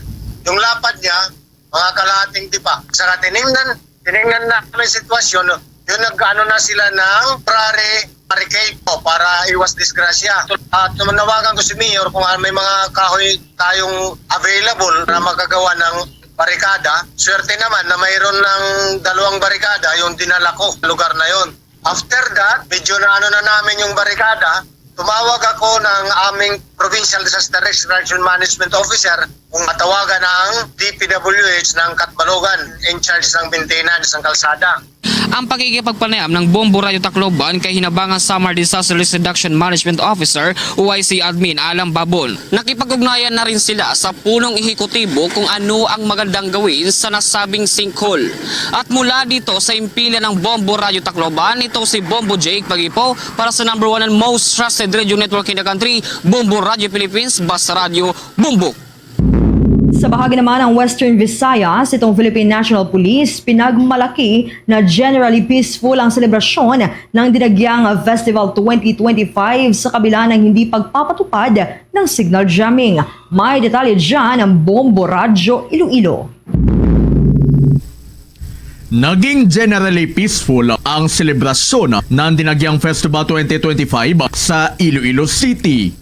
Sa panayam ng Bombo Radio Iloilo kay Police Lieutenant Colonel Arnel Solis, spokesperson ng Police Regional Office 6, sinabi nito na naging maayos ang peace and order sa world-class na festival kahit hindi pinatupad ang signal jamming. May kabuang 7,257 na miyembro ng Philippine National Police o PNP at mga volunteer ang itinalaga sa Dinagyang Festival para sa seguridad ng publiko. Ayon kay Solis, sa taong ito ay natutunan ng pulisya na harapin ang hamon sa pagbibigay ng seguridad lalo na at hindi pinatupad ang signal jamming. Sinabi ni Solis na muling napatunayan ang dedikasyon sa trabaho ng mga pulis dahil hinarap at napagtagumpayan nila ang hamon para protektahan ang libo-libong mga deboto na nakibahagi sa taunang selebrasyon sa kapista ni Senyor Santo Niño. Pinuri din niya ang local PNP units kasama ang mga force multipliers sa naging masusing pagpatupad ng seguridad sa lungsod. Generally peaceful po yung pag-celebrate natin ng Dinagyang Festival 2025 dito po sa Iloilo City. And yung ating Regional Director, Police Brigadier General Jack L. Wangki ay kinukomment po yung Site Task Group Dinagyang Festival 2025 and of course yung tulong ng ating local government units, other government agencies, yung ating mga responders, force multipliers and volunteer groups. Kinukomment po ng ating Regional Director dahil malaki po yung tulong nila para ma-ensure po na lahat ng mga bumisita dito sa Iloilo City ay safe and secure, and yun nga po yung resulta ay wala tayong naitalang ang mga malalaking insidente na related po sa ating selebrasyon. Si Police Lieutenant Colonel Arnel Solis para sa Bombo Network News. Ito si Bombo Christian Hetchanova Losada para sa number 1 and most trusted radio network in the country, Bombo Radio Philippines, Basta Radio, Bombo. At kaugnay niyan mga kabombo, mga ka-Star Nation, ang isa ho sa mga nakakuha ng award, ito yung second runner-up na award dyan sa kanilang isinagawang festival sa Illumination Festival of Lights sa Dinagyang Festival 2025. Bumuhos po yung pagbati doon sa bahagi ng Tuguegarao City. May balita ang Bombo Radio Tuguegarao. Labis ang saya ni Tuguegarao City Mayor Myla Tingke matapos tanggapin ang second runner-up award ng Pavrulo Nafi Festival ng Tuguegarao City sa ginanap na Illumination Festival of Lights sa Dinagyang Festival 2025. Ayon kay Mayor Ke, iba ang pakiramdam nang makita at masuportahan ang mga contingents mula sa Tuguegarao City habang naglalakad sila kasama ang libo-libong tatao na nanood, lalo na noong nagsimula na ang kompetisyon. Sinabi niya na halos maiyak siya dahil sa bukod sa naipakita sa buong bansa at mundo ang kultura at talento ng mga kalahok sa festival ay nakukuha pa ito ng pagkilala sa dami ng magagaling na kalahok. Ayon kay Ke, bahagi ito ng pagsisikap ng pamahalaang panunsod na isulong ang kultura ng Tuguegarao at para sa pagpapalago ng turismo. Ang mga kalahok mula sa Tuguegarao sa Dinagyang Festival ay mga estudyante mula sa Cagayan National High School at University of St. Louis kung saan may kabuang 30 dancers. Bilang gantimpala, tumanggap ang mga kalahok ng 200,000 pesos at isang tropeyo bilang pagkilala sa kanilang natatanging performance at talento. Knowing about our culture, seeing our dances, our maskota, di ba? Parang sobra pong nakaka-proud talaga yung moment na nandun kami. Ang saya dahil we brought Tuguegarao City to another level, no? Dinagyang is dinagyang. Alam naman nating lahat yan, sikat na sikat yan sa buong bansa at sa ibang international arena. Alam na nila pag sinabi mo Dinagyang Festival, alam na nila kung gaano kagagaling yung mga nandun. So, the fact that we are part of it is such an honor for us. Yan ang balita mula dito sa Bombo Radio Tuguegarao. Para sa Bombo Network News, ako si Bombo Genevieve Antonio. Para sa number 1 and most trusted radio network in the country, Bombo Radio Philippines, Basta Radio, Bombo. Ang National Food Authority nakikipagnegosasyon sa mga local government units upang mapataas ang government buying price ng mga palay. Kaugnay niya, narito ang buong detalye sa pag-uulat ng Bombo Radio Kawayan. Pinupulong ng National Food Authority o NFA Isabela ang mga local government units o LGUs sa lalawigan upang makipagnegosasyon sa pagpapataas ng government buying price ng palay.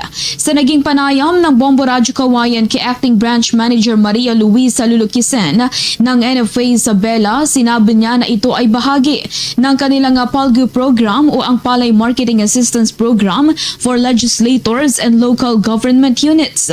Sa ngayon ay nasa 23 pesos kada kilo ang presyo ng dry na palay habang 18 pesos per kilo naman ang sariwa.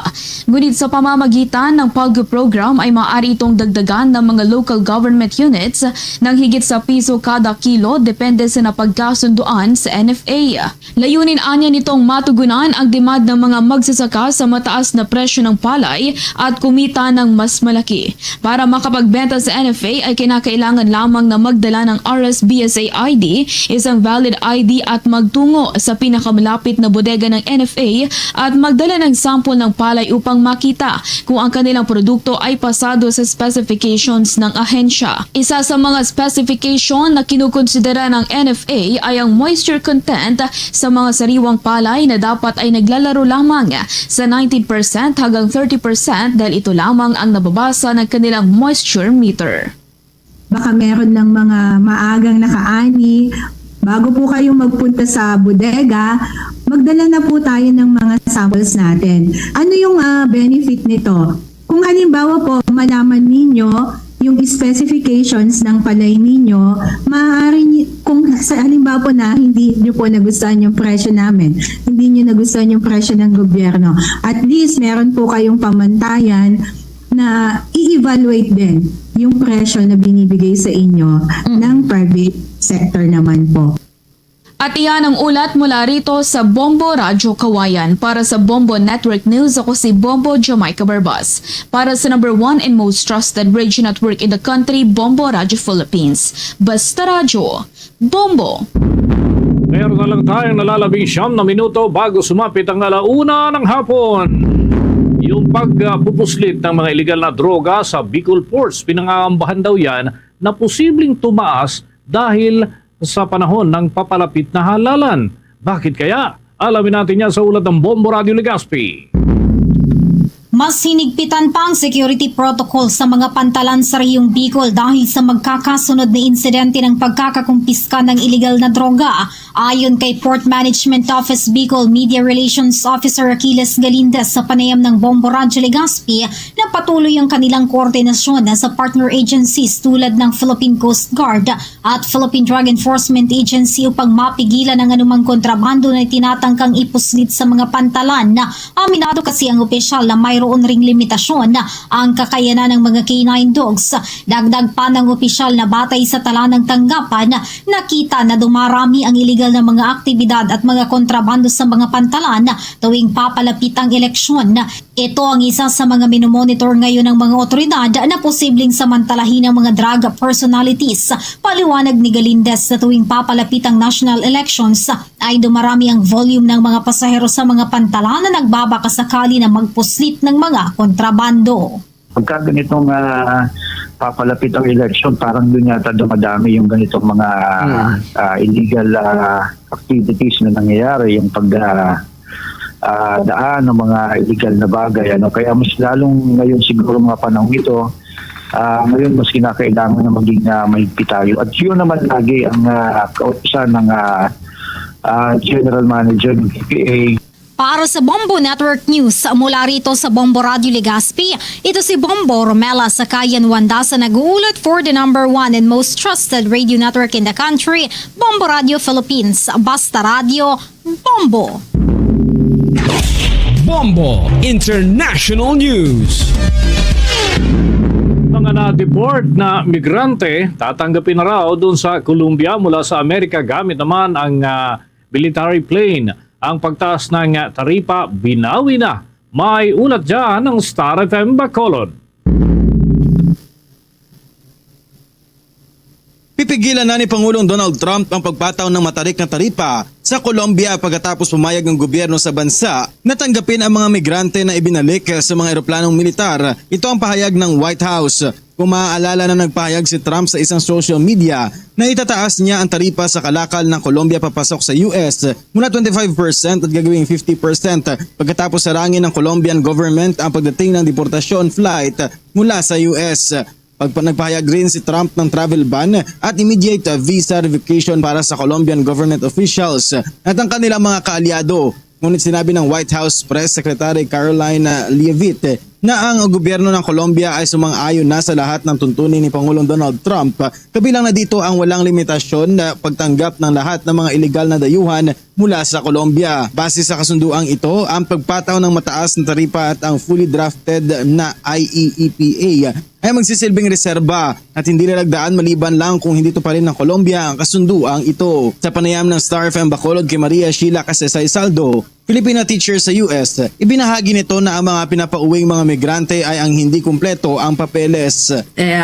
Alam naman natin yung deportation of yung mga walang papel. So feel na yon doon sa border. Actually marami na ring news. So may mga iba din na may narinig na sinabi na uuwi na sila sa kanilang bansa, yung voluntary exit o voluntary deport, yung ganon na hindi na umabot sa time na yung police o yung inassign na mag-search for your papers, yung ganon. So it's better na sinabi na lang nila na if you know na wala kayong papel, just voluntary exit or voluntary deport yourself. Itong linggo lamang ay ang administrasyon ay ginamit ang military aircraft upang i-deport ang mga migranteng Guatemalan na tumawid sa southern border ng illegal pabalik sa Guatemala na naging hakbang bilang simula ng kanilang mass deportation effort. At yan ang balita mula dito sa 95.9 Star FM Bacolod para sa Bombo Network News. Star DJ Asher, nag-uulat para sa number 1 and most trusted radio network in the country, Bombo Radio Philippines. Basta Radio, Bombo! At mga kabombo, mga ka-Star Nation, manatiling updated sa mga balita at impormasyon, maaaring tutukan sa iba't ibang platform na meron ng Bombo Radio Philippines. Pwede sa iba't ibang YouTube channel, Facebook channel ng Bombo Radio Philippines stations. Kagaya halimbawa, dyan sa bahagi po ng Northern Luzon. Yung mga taga-subaybay po natin dyan sa lalawigan ng Isabela, maaari po ninyong matunghayan ang mga Facebook Live programs ng Bombo Radio Kawayan. Habang doon naman sa lalawigan ng Pangasinan, nariyan naman ang Bombo Radio Dagupan. Kung kayo naman ay nandiyan sa may Cordillera area, ay nariyan po ang Bombo Radio Baguio. Doon sa lalawigan ng Albay, nariyan naman ang Bombo Radio Legazpi. Para pa rin sa ating mga listeners and viewers dito sa bahagi ng Luzon, maaari nyo itong matunghayan sa Bombo Radio Tugigaraw, Bombo Radio Lawag, Bombo Radio Vigan, Bombo Radio La Union at Bombo Radio Naga. At sa ating pagtatapos, sabay-sabay tayong manalangin ng Orasio Imperata for Peace. God, our Heavenly Father, Lord of peace and justice, we humbly come before you during this time of escalating geopolitical tensions in our part of the world.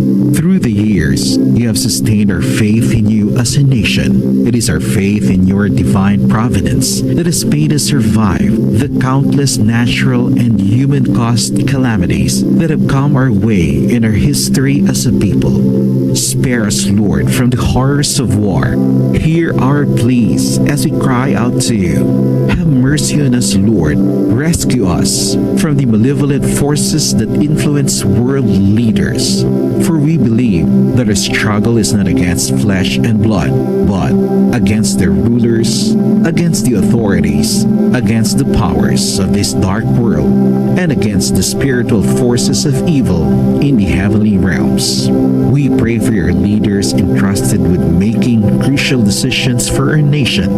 We place all our hopes in you, seeking your forgiveness and mercy for the times when our fears and suspicions have tainted our perceptions with ethnic biases and prejudices verging on racism. We earnestly pray, Lord, that you make us instruments of your peace. Where there is hatred, let us bring love. Where there is injury, pardon. Where there is doubt, faith. Where there is despair, hope. Where there is darkness, light. Where there is sadness, joy. Through our Lord Jesus Christ, your Son, who lives and reigns with you in the unity of the Holy Spirit, God, forever and ever. Amen. Our Lady, Queen of Peace, pray for us. Saint Michael the Archangel, Pray for us. Saint Joseph, Pray for us. Saint Francis of Assisi, Pray for us. Saint Lorenzo Ruiz, Pray for us. Saint Pedro Calungsod, Pray for us. At mga kabombo, mga ka-Star Nation, ang pagbati pa rin mula sa Bombo Radio Philippines para sa ating mga Filipino-Chinese na mga kababayan ay Kung Hei Fat Choi. Happy Chinese New Year ang aming pong pagbati mula dito sa Bombo Radio Philippines. Luzon, Visayas at Mindanao, yan ang kalipunan ng mga balita para sa pantanghaling edisyon ng Bombo Network News. Mula sa Bombo News Center, Makati, para sa number 1 and most trusted radio network in the country, Bombo Radio Philippines. Basta Radio, Bombo! Minuto na kaligal sa takna sininga. Launa, balik na rin sa pagpangalagad sa Bombo Anay sa Udto sa Gyapon. Kaupo ni mo Bombo Chama Blanco Hover. Text, i-check naton ang balita ni Bombo Jomar Villa. Yun may kantanan sa Lion, gali no? Pero may iba kung isa, Tiger Manila. Lion and Dragon Dance. Sa pagpatinganan sa aton sining mga kulturan ng mga Filipino-Chinese nagapadula ini, nagapangtabog ini sang malas, no? Kag nagahatag sang suwerte. Sa aton sining mga kabumbo kag ang alkalde sa siyudad sa Iloilo, si Mayor Jerry Treña, sa maleseng niya ti ginapasalamatan niya ginang mga Filipino-Chinese diri iya sabay sa siyudad sa Iloilo sa ilaman sa nga kontribusyon kung paano napaayo ang siyudad sa Iloilo sa aton sa mga kabombo. Check naton si Bombo Jomar Villa. Bombo Jomar sa report. Please go ahead.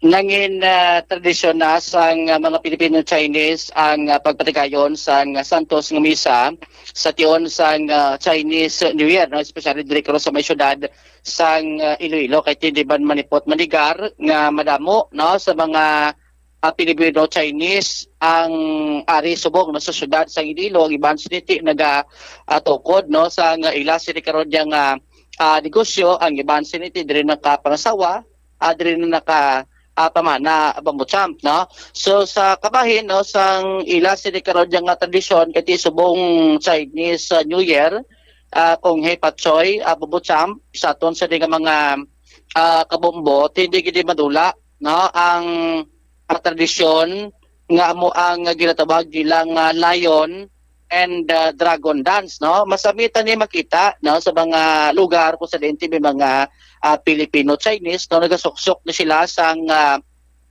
sining mga props no pero kabalo Bombo Jomar nga duha na ka klase ang greetings ang imo nga ginmensionar bago gilamang amo ni siya kuno ang greetings sa mga ginagamit sa Hong Kong, sa Singapore, pero kung maghambal kay ang Mandarin nga ginagamit kiniya commonly sa mga Chinese, no? Ang Mandarin sini iyang nga lingwahe, mag-greet kasi na is Gong Chi Pa Chai. No? Gong Chi Pa Chai. Tikon ang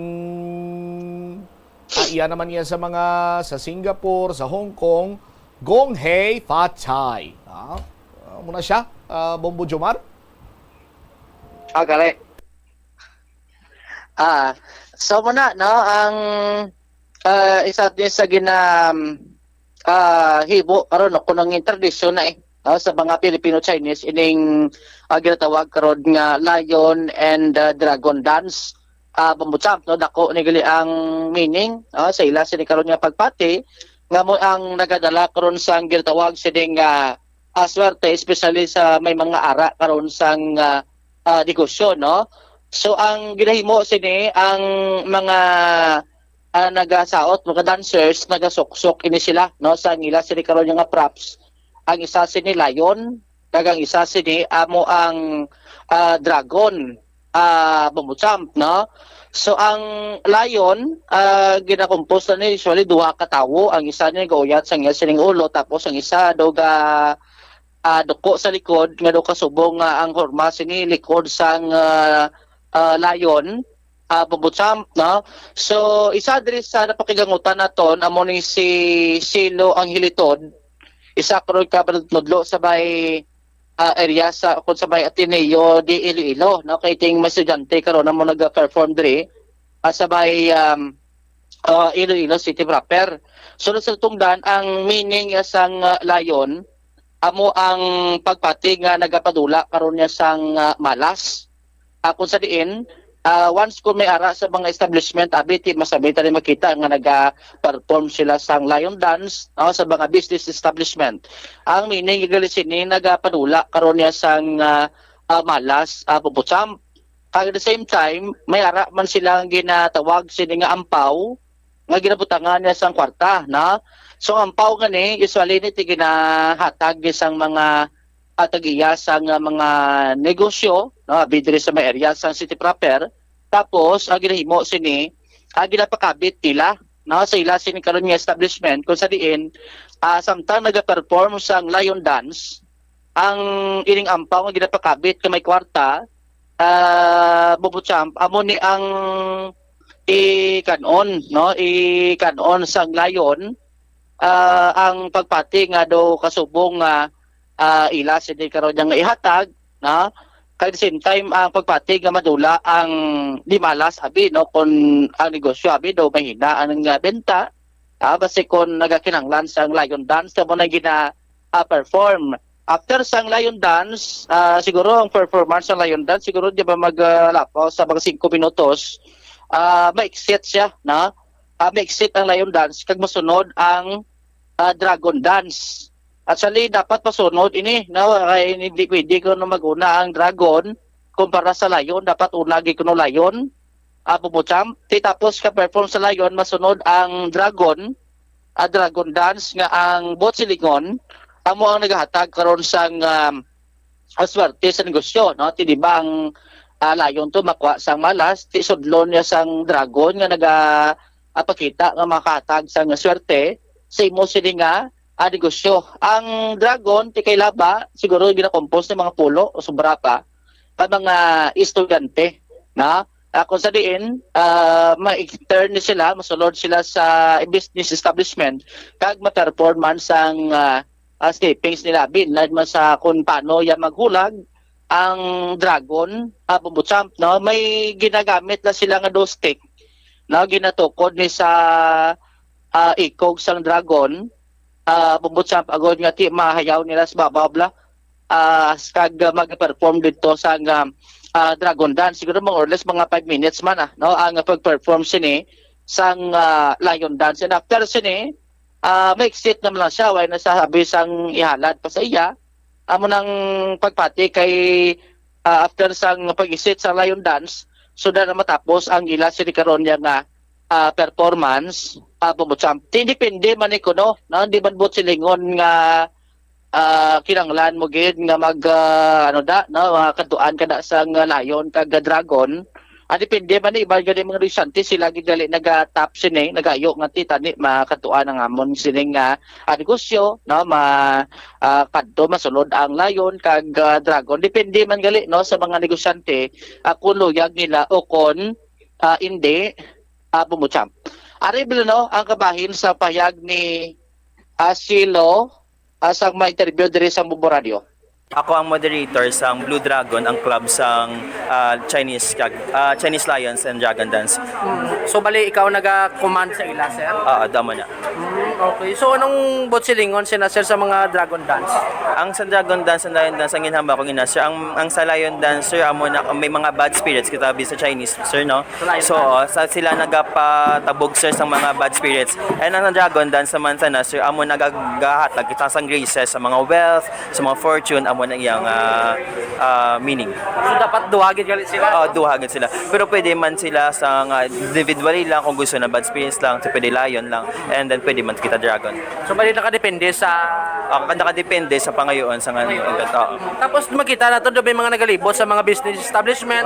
Amo na sir ang galibot na sa establishment ang magkukuha kita sang hong pao or ang ampaw sa tuwa naton. Ang ampaw na sa amo ng red bala nga packet ang do sulod la sang kwarta amang kwarta abis gina symbolize na sa sang anong kiss bad spirits or evil spirits. So ginakuha na sa sang mga lions and dragon dancers naton. So depende kung pila ilatag. Pila na. Ay man sila gado gina wala man. Depende sa kumboto nila. Depende. So mga ano nang taon nga mga dancers nato, mga students ni? Ang mga students ni sang Ateneo de Iloilo Santa Maria Parish School. Okay. Ano nga grade sir? Kalabanan sir may ara kita junior high school may ara kita senior high school sir. Amo ni nga event sir preparation naton sa January 31 sa Freedom Grandstand kami event kita to nga Chinese New Year Festival. So bali subong do opening pa lang gid. Opening pa lang sir. Ano pa gid ang mabalantayan? Ang balantayan siguro sir amo na ang cultural show sir sa Freedom Grandstand start ata sa 6 PM and then may end ata sa mga 9 PM. And then may closing may kita sa festive February 1. Magabi man sa atas. Ano nga grade na tudloan mo sir? Gutudlo ko sa grade 8 and 9. Sa din school kani? Ateneo de Iloilo. Ano pure Chinese or ako sir? Filipino? Filipino, pure Filipino. Asa mga nanay or mga mga tiyo mo ay man? Wala. Pure lang gid. Pure Filipino. Thank you. Si Sir Silo ang hilitod ang pamanudlo ko sa junior kag senior high school. Ano nga nitong pula nga sobre anong tawag? Ang pau. I-spell out abe? Doon na lipat ako mag-spelling. Pamunisan sobrang pula blang kagmay. Gani. Bala mo nga ginamo ko na mo Jomar para klaro ta kay karubasi kung kusion ako sa kilid dire kag ikaw man sang mga Filipino Chinese brother and sister naton bala kay ko maghambal ka nga ampaw no ano ni saya pa-price no ang pula niya nga do sobre de nga ginasudlan sang kwarta ang pau no ang pau ti blamo kita nga mga Pinoy kung kaysa ang ginabasihan lang naton kung paano naton ini mabatian No, pero mas nagakanapat gid nga kung may nabatian kita kag do hindi kita sigurado kita mangusisa gid kita so ang pau. No, amo ning ginasudlan sang kwarta sang mga Chinese Filipino-Chinese brothers and sisters naton kag daw na-adapt na naman ni gani. Kay kung may ihatag ikaw nga money or kwarta, dira mo na ginasulod ti kung mga Christmas katulad subong Chinese New Year, makakita ka nga may ga-approach mo nga tao may dala ang pau baw ti yum-yuhom ganay kay pinigurado may unod ginang kwarta Bombo Jomar. Amo gani agisa hindi man ang pau, agisa gani brown envelope man no. Depende. Brown envelope permihay mo na no, nakita ang ginabaton. Every 9 and 24. Oh, abi ko anay, ano kadako nga brown envelope na ba si Supina na ya? Agamay lang do mga tatlong tudlo. Abi ko anay kung brown envelope kadako ba si Supina na mo yang nabaton. So muna no, amo nang kalabanan nga makita naton bubutsab ka tinadap na karon kag amo nang ginaano ginaobra karon kay sa Subon sige pag nilibot nila mo no sa pila ka mga area kay kalabanan sila nga mga establishment man diri sa syudad na mo na ginapagyaan sa mga Filipino-Chinese sabi no nga mga utod naton amo nang timan ka pati ka pagi sina may ara sang Mayo sini nga palabuton ang ila sini karon nga negosyo. Hindi pwede ko nga ang tandaan, hindi pwede maguna ang dragon. Dapat unagit kang pagkuhan isang malas, kag ang dragon amo nagkasubong nga wealth, kag ang makatag sang Mayo sini nga dalagan sa imo sini nga negosyo. Pumutsam. Hindi man hambal nga exclusive lang para sa mga negosyante. Pwede man kuno mo sini mga balay. Abi kung gusto mo to nga do permila mo magamo. Do permi lang abi ka mo ga suay ka misis mo to, do permi lang sunggod o kung do permi lang mo ginakulang sa kwarta at depende man ni kung gusto mo nga pagpati mong pamagi sina makabulig asi mo sining pagpambuhi bubutam. All right.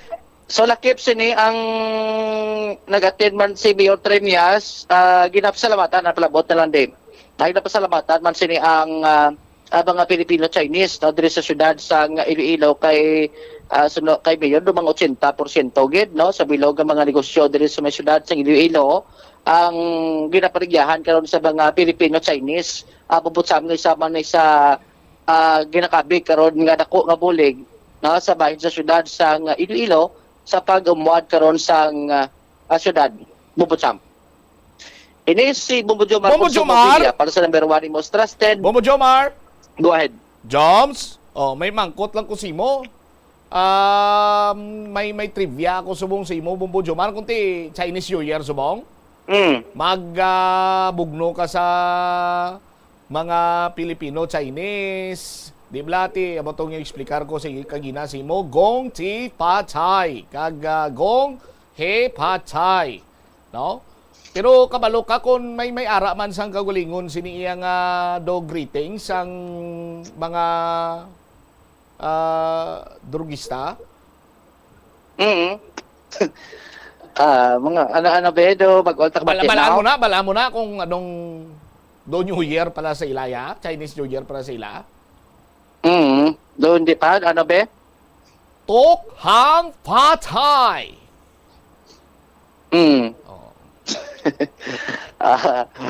Do tokhang do sim no liwat lang mati mayo tokhang fa chai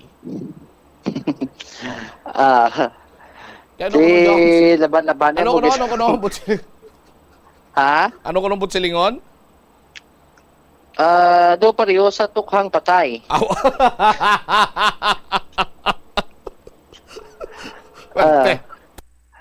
Pero pareho gid man no? Do mo man kuno ang balsang Filipino-Chinese ko nga kilala? Alin na lang mensahe ko si mo kay total na mo man nga mga friends tag mga Chinese, mga Filipino-Chinese. May mensahe may mensahe. Sige, beti. Antabi anong mensahe mo, Bombo Jomar? Ang mensahe ko na si mo Ni hao xiao. Anong botsilingon sina? Aray, i-send ko na si mo screenshot to para at least makita mo. I-explicar na mga screenshot pa. I-explicar na, ano na ang hambal mo? Ni hao xiao, in short, pure handsome. Oh, pwerte. Pamatinaan ko na iya kung how siyaw? Arada, at least may source kita mo na may mga tutor kita ga-connect di sa aton. Pwerte. Grabe. May mga tutor pag hindi nag-connect niya kay Jumbo Mujumaro. Pwerte. Hamakon mo sa banwa. Pamugan eh. Arada, ilatawala ko na, desib ko na mo, ambal mo, dugalahog na tabla. Oo. Babutsam. Doon yung kitawang pati nga. Pati na ko, ikaw pa ya. So muna, no, ongoing ni may mga event, basing ibad na tikala, at the same time, makita taman ang spirit karon sa Chinese New Year dito sa syudad, nga gin palibutan, no, sa mga Chinese lantern, halin dito sa may snart, dito sa may Jimbasa, ano gin nilang rutas na dito sa may Freedom Grandstand, no, sa ila silang event ni sa palibuton silang Enero 31, Bumutsam. Alright. Ini si Bombo Jomar Consumo Villa para sa number 1 most trusted radio network in the country, Bombo Radio Philippines. Basta Radio, Bombo. Salamat kid na Bombo Jomar Villa sa imo siniiyang follow-up report. Pagbalik nato na banwa dugang ang mga balita kag impormasyon diri sa palatuntunan na bumuha na isod to istoryahan ta ining ginaduso karon nga pataasan ang plete sa mga public utility jeepney. Dako ang posibilidad kuno nga mapatuman sa Iloilo. Nagligad to kagapon, oil price rollback mo, 80 sentimos sa gasolina kada litro, 20 sentimos sa kada litro sang krudo, kag 50 sentimos sa kada litro sang kerosene. Pero ang ginsundan sining oil price rollback nga oil price hike ti 1.20, 1.25, 1.30, sus Maria kagusip po. Tiga pang babalakuon sumong ang mga driver kay pigado ila sining iyang mahalang ila sining gatong, ang ila sining plitihan ti ara gid lamang iya sa mambal naton blow barato. Ginaduso karon sang pila ka mga public utility jeepneys kag operators dire nga kung pwede mapasaka man sila sang rate sa ila sining plitihan. Balikan tayo ni matapos sa bilang importante nga mga pahanomdom oras naton.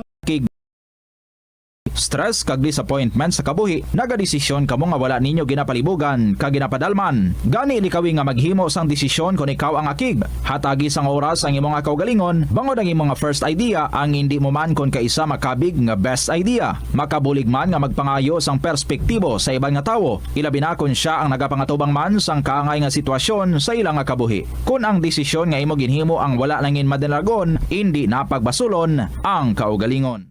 Naga-subscribe bala ikaw sa mga serbisyo nga wala mo man ginagamit. Halimbawa, ang balayran mo na wala para nga makalantaw ikaw sang movies, pero sa tuod lang, wala naman ikaw tiyempo nga maglantaw sini. Hapos lang lipatan ang bulanan nga mga subscription sa streaming services kag mobile apps kag wala ka lang nakadipara ma-charge na ini sa imo nga bank account bisan nga wala mo man regular nga ginagamit. I-review gid ang imo nga ginagastuhan sa mga charges kaangay sini kag ikonsiderar man ang pagkanselar sa mga hindi kinahanglanon nga mga subscription agod nga mas magamit mo ang imo kwarta sa mas kinahanglanon nga mga butang. Ini nga pahanumdom ang ginadulong sa imo sang the number 1 and most trusted radio network in the country, Bombo Radio Philippines. Basta Radio Bombo! Iyari ang mga household level fire safety measures nga dapat tandaan agud makalikaw sa sunog sa balay. Hindi magbutang o kung magtipon sang flammable substance o kung chemical nga makatugas ang sunog sa kusina o kung sa sulod sang balay.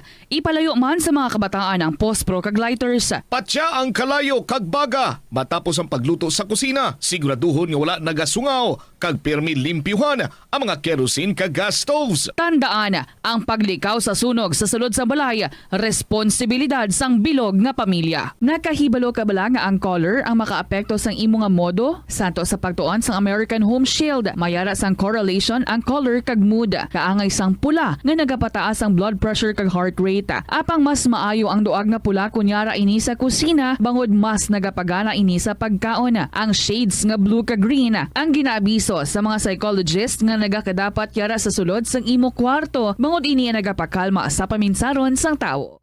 Sa pagbugtaw mo sa aga, cold baladayon nga tubig ang imo ginainom? Ay, dali lang, wait a minute, para sa ininit. Suno kay Dr. Deborah Weatherspoon, isa ka advanced practice nurse, mas maayo nga mag-inom sang alabaab nga tubig sa aga. Paathag ni Weatherspoon, iniya nagabulig sa lawas nga magpagwa sang toxins kag naga-improve sang imo blood circulation. Sa mga babayi, ang pag-inom sang alabaab nga tubig ay nagabulig man kung ikaw nagasuprer sang period cramps. Ang tambo o kung bamboo shoots manggaranon sa dietary fiber, low in calories kag power-packed sa essential nutrients. Suno sa pagtuon sang comprehensive reviews in food science and food safety, ang phytosterols kag phytonutrients sa tambo ang ideal sa pagtunaw sang harmful LDL cholesterol sa lawas. Ang antioxidants sa tambo ang essential man sa pagpabaskog sa sulod kag sagwa sang lawas. Suno naman sa pagpanalawsaw sang Journal of Ethnopharmacology, ang bamboo shoots mayara sang anti-inflammatory kag analgesic o pain-killing properties. Magtipid sa paggamit sang kuryente, pinaagi sa mga masunod. Maggamit sa mga energy-efficient nga bumbilya, kaangay sang compact fluorescent bulbs ukon LED lights, imbis nga incandescent bulbs. Patsyo ng mga suga nga wala ginagamit. Tingbon ang mga bayo sa pagpamlansya. Himuon ang pagpamlansya isa lamang kabes sa isa ka semana. Buksan ang inyo bintana agud makasunod ang preska nga hangin kag silak sang adlaw sa sulod sang balay agud malimitahan ang paggamit sang electric fan kag suga. Mga kabombo nga motorista, yari ang mga pamaagi agud makatipid ka sa gatong. Ipasiguro nga yara permi sa maayong nga kondisyon ang imo salakyan. Check yara ang imo nga goma kag siguraduha nga yara sa husto nga tire pressure. Likawan nga naka-idle ang makina sang imo salakyan bangod nagakonsumo ini sang gatong. Buksi ang bintana sang imo salakyan kag magamit lamang sang aircon kung kinahanglan. Kag pagkamaayuha nga mag-commute na lang o kung maglakat-lakat kung malapit man lang ang imo kadtuan. Likawan ang aggressive driving kag padalaga na ang imo salakyan sa husto lamang nga katasigon. Hindi lamang sa jeans o kung tugas ang katigulangon ang rason sang hair loss o kung pagkaunot sang buhok. Natukiban sang health expert sa South Korea nga ang hair loss ang tuga sang environmental factors. Sa bugos nga kalibutan, nagalabot sa 4.2 million ang nagakapatay bangod sa outdoor air pollution suno sa World Health Organization. Mas sobra 90% sang populasyon sa kalibutan ang nagaistar sa populated areas, sa diin ang heart attacks, aggravated asthma, irregular heartbeat kag poorer lung function ang pila lamang sa epekto sang air pollution. Hindi pagpakanabuа ang piso-piso mo nga natipon. Bisan madugay magdamo, iniamo ang mahimo nga emergency fund sa tion nga tuman mo na kakinahanglanon ang kwarta. Abi mo, amo man ini ang makabulig sa imo nga hindi na pag-ibutang ang imo kaugalingon sa risgo, kaangay sang pagpangutang nga may dako nga interest o kun pagpamroblema bangod hindi on time ang bayad sa imo nga bills. Ang imo man nga savings ang makapaligon sa imo nga saving security sa tion nga abi halimbawa madulhaan ikaw sang obra. Ini nga pahanumdom ang ginadulong sa imo sang the #1 and most trusted radio network in the country, Bombo Radio Philippines. Basta Radio! Bombo! Ano bala ang dapat tandaan sa tion nga magbiyahe agod mangin hassle free ang bakasyon? Yari ang pila ka mga tips. Una, i-check ang health kag travel alert sa napili nga mga lugar. Ikadua, magpili isang safe nga accommodation. Mag-research ka magbasa sa mga reviews sa napili nga lugar antes mag-book. Ikatatlo, siguraduho na nga may nagagana nga mobile phone. Ang tanan nga mga upod agod mangin mahapos ang komunikasyon sa tion nga madula o kung kinahanglan nga magbulagay sa dalan. Be prepared in case of emergencies. Siguraduho na nga may backup nga emergency plan nga may medical reimbursement sa tion nga may maospital bangod sa aksidente. Ini nga pahanumdom ang ginadulong sa imo sang the #1 and most trusted radio network in the country, Bombo Radio Philippines. Basta Radio! Bombo! Kung nagakaon, ginapraktis mo man ayhan ang good manners and right conduct. Iniamo ang paghimo sang good etiquette kag mangin matinahuron sa mga tawo nga kaupod sa pagkaon. Pila sa mga kinahanglan himuon kada tion sa pagkaon amo ang masunod. Maghugas ang kamot. Masami hugasan ang kamot antes magkaon agod mapabilin nga matinlo. Magpungko sang maayo. Sit up straight. Bangod ini ang senyales sang respeto kag good posture. Hulaton ang iban antes magkaon. Maghulat sa iban nga kaupod sa lamesa antes magumpisa sa pagkaon. Iniya nagapakita nga mayara ikaw sang konsiderasyon sa iban nga tawo. Insakto nga paggamit sa mga gamit sa pagkaon. Magamit sang insakto nga mga gamit sa pagkaon, butangan sang serving spoon ang kada pagkaon kag likawan ang paggahod samtang nagakaon.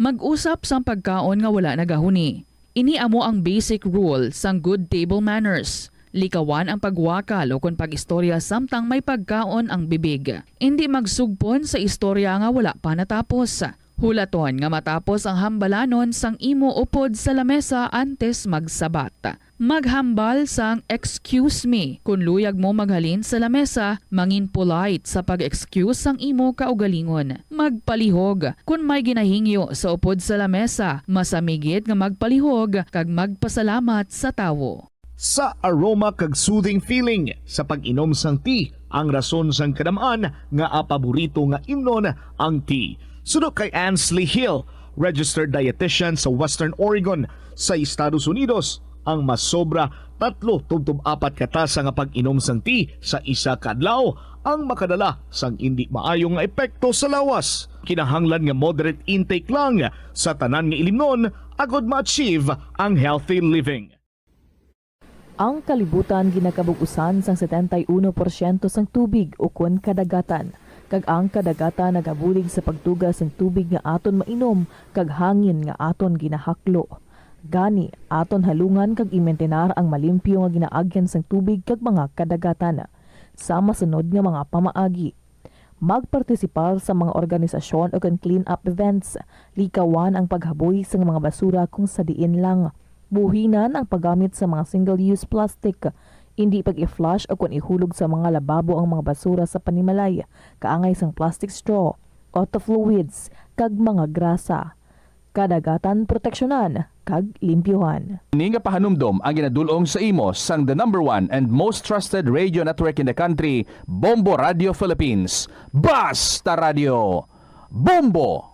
Ang cabbage o kung repolyo masaming nga panakot sa aton mga linuto. Suno kay Vanessa Voltolina. Ang cabbage isa ka excellent source ng vitamin C nga importante para sa pag-maintain sang strong immune system. Ang glutamine isa ka amino acid sa cabbage, isa ka makusog nga anti-inflammatory agent nga nagabulig sa pagbuhin sang joint pain, arthritis kag allergies. Ang cabbage naga-contain sang vitamin K kag antioxidant nga anthocyanin nga naga-boost sang mental function kag concentration. Nagasala ka bala sa imo nga tulunan kag daw hindi ka makahibalo kung ano ang imo nga unahon? Kung magtuon ikaw, siguraduhang anay nga nakakaon ikaw sang maayo, agud nga maka-function ang imo nga utok. Kung gusto mo ang snacks, siguraduhan man nga na-preparar na ini antes pa man ang imo study time. Bangod basi, mawili ikaw sa pagkuti sang imo nga pagkaon kag ma-distract ikaw sa imo nga tulunan.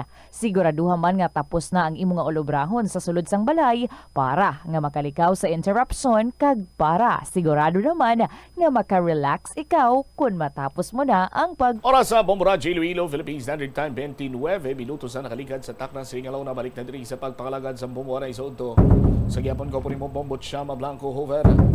Ang pagpataas ang pletihan, posibleng matabo diri iya sa bahin sang Iloilo. Ini kasunod man sang nagapanglakaak man nga pagsaka man sang presyo sang gatongo. O daw hindi nagapunga-punga karon mga operators kag mga drivers sang public utility jeepney. Check naton si Bombo Lin, si Buddy. Bombo Lin sa report, please go ahead. Bombo Cham nga mapatuman man sa Western Visayas ang ginaduso sang pila ka mga transport groups sa Land Transportation Franchising and Regulatory Board nga pasakaan ang plete sa public utility jeepneys sang 1 peso tubtob 3 pesos. Una na nga ginpahayag sang ahensya nga gina-review na nila Bombo Cham ang proposal sang pila ka mga transport groups nga mangin 15 pesos ang minimum fare sa traditional jeepneys. Ginpakigangutan naton si Mr. Raimundo Boyet Parcon, ang presidente sang Western Visayas Transport Cooperative, kag iya nga ginpahayag nga sila diri sa bahin sang Western Visayas wala sila naghimo sang petisyon bangod nga ti sa ila dariya nga pag-check manageable paya bombotsam ang presyo sang gatong dariya sa aton nga rehiyon. Pero ti suno dari kay Parcon may mga himata man sila nga ti pasahero man sang jeep kag minibus rason nga ti hindi Manila luyag bombotsam nga maapektuhan ang mga ini. Apang ti bangod nga national ang pag-file sang petisyon sang iba ni nga mga grupo pero ti hindi wala lang sang ideya si Mr. Parcon kung ano ni nga mga groups pero madamo ini sila nga mga transport groups nga nag-file sa national sang petition for fare increase. Pahayag niya posible nga ti maapektuhan man kag magataas man ang plete sa Western Visayas bangod nga ti bilog nga Pilipinas ang sakop sang fare hike. Dugang padari sang natungdan ang luyag gidya kuntani sang mga transport groups amo balang nga mapanubo o kon makakas ang buwi sa gatong agod nga ti hindi na kinanglan paya nga ti magpataas ang plete bangod nga ti maganubo na ang presyo sa gatong. Ginasiguro naman gani isang Land Transportation Franchising and Regulatory Board nga antes sabi aprobahan ang ining petisyon sang pila ka mga transport groups national.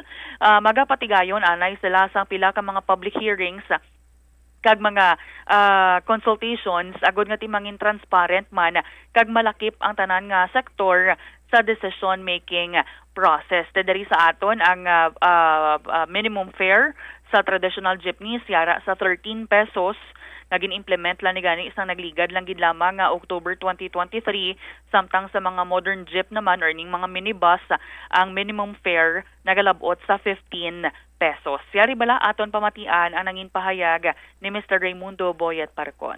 Kaya ang nasyonal ang nag-diyon sang petisyon, no?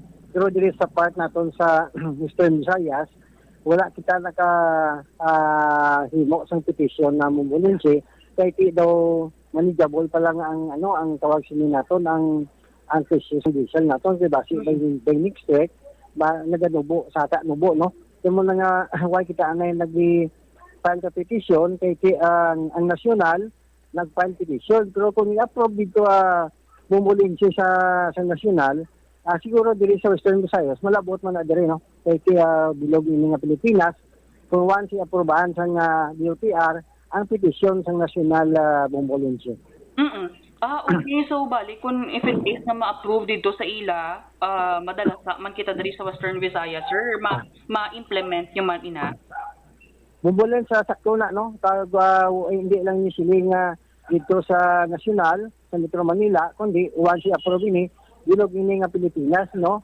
Mga traditional jeep, bus, mga bus company, sa taxi, tanan na bumulinsi, no, nga mga PUD nato nga transport nga ginagamit nato sa transportasyon. Once i-approve sa Manila na bumulinsi, bilog na Pilipinas ang makabel.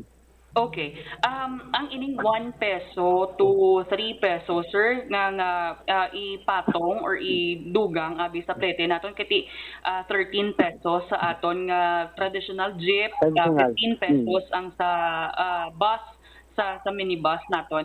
So, kung nang tawon mo abi sir bisan tuod magsaling kita nga manageable padring presyo ng aton nga mga gatong.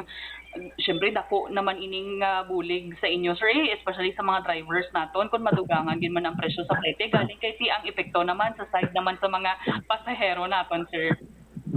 Correct ka bombolinse kay daton sinidiri nang wa kita nagfile subong tungod man nga ginabatyag man naton kay ti kita may arat ng kita mga perinte nga nagasakay, nagacommute, no? Kadang kaso kung nga in kaso bombolinse nga i-approve namon na atawag naton na mag-file kita petition ka epektado sila pero sa subong bombolinse kay ti ang aton nga diesel subong do 61 pa lang, no? Ti guro ti maglabot na residente kaga 75 si bombolinse kita diri sa Western Visayas ang mag-file man sang petition, no? Sa pasakaan ng PP pero sa subong nintindihan nato ining tawag nato ining asosasyon man sa aton nga mga commuters kay once na i-implement nato ni bombolinse kad ang aton diesel 61 pa lang basi may tendency nga pag abot sa lain naman sa another week naman basi may tendency nga magnubo ang aton nga diesel kay makaluloy mamubulin siya nga atong sinigre na commuters. Amo gani sir, kag tila mo man nagasaling what if bigay ti syempre kung pataasan mo ang presyo sang plate do isa lang gid ka sektor ang mabuligan pero ang affected do halos balatanan, why not suno gani sa iban nga ti ang presyo na lang bisang gatong sir ang panubuan. Correct. Amo na ang aton nga masulat naman kita sa bumbuli sa kita maliter sa LTPAD sa DTR nga instead nga mag-ayo ng pasakadang plite kundi ang aton na lang nga gobyerno ang magpanubo na lang sang diesel no. Kaya kung magpataas kita ka plite mo bolenje epektado aton sinudiri nga mga pumuluyo. So dapat ang panubuan gid ang buwis gid sa gatong sir no. Correct. Kasi una ginpayat nato ina nga ang aton diri nga VAT sa dapat dulao no kay ang VAT diri nga ginapatong sang gobyerno sa aton nga diesel tama katako diri sa aton no sa diesel natin.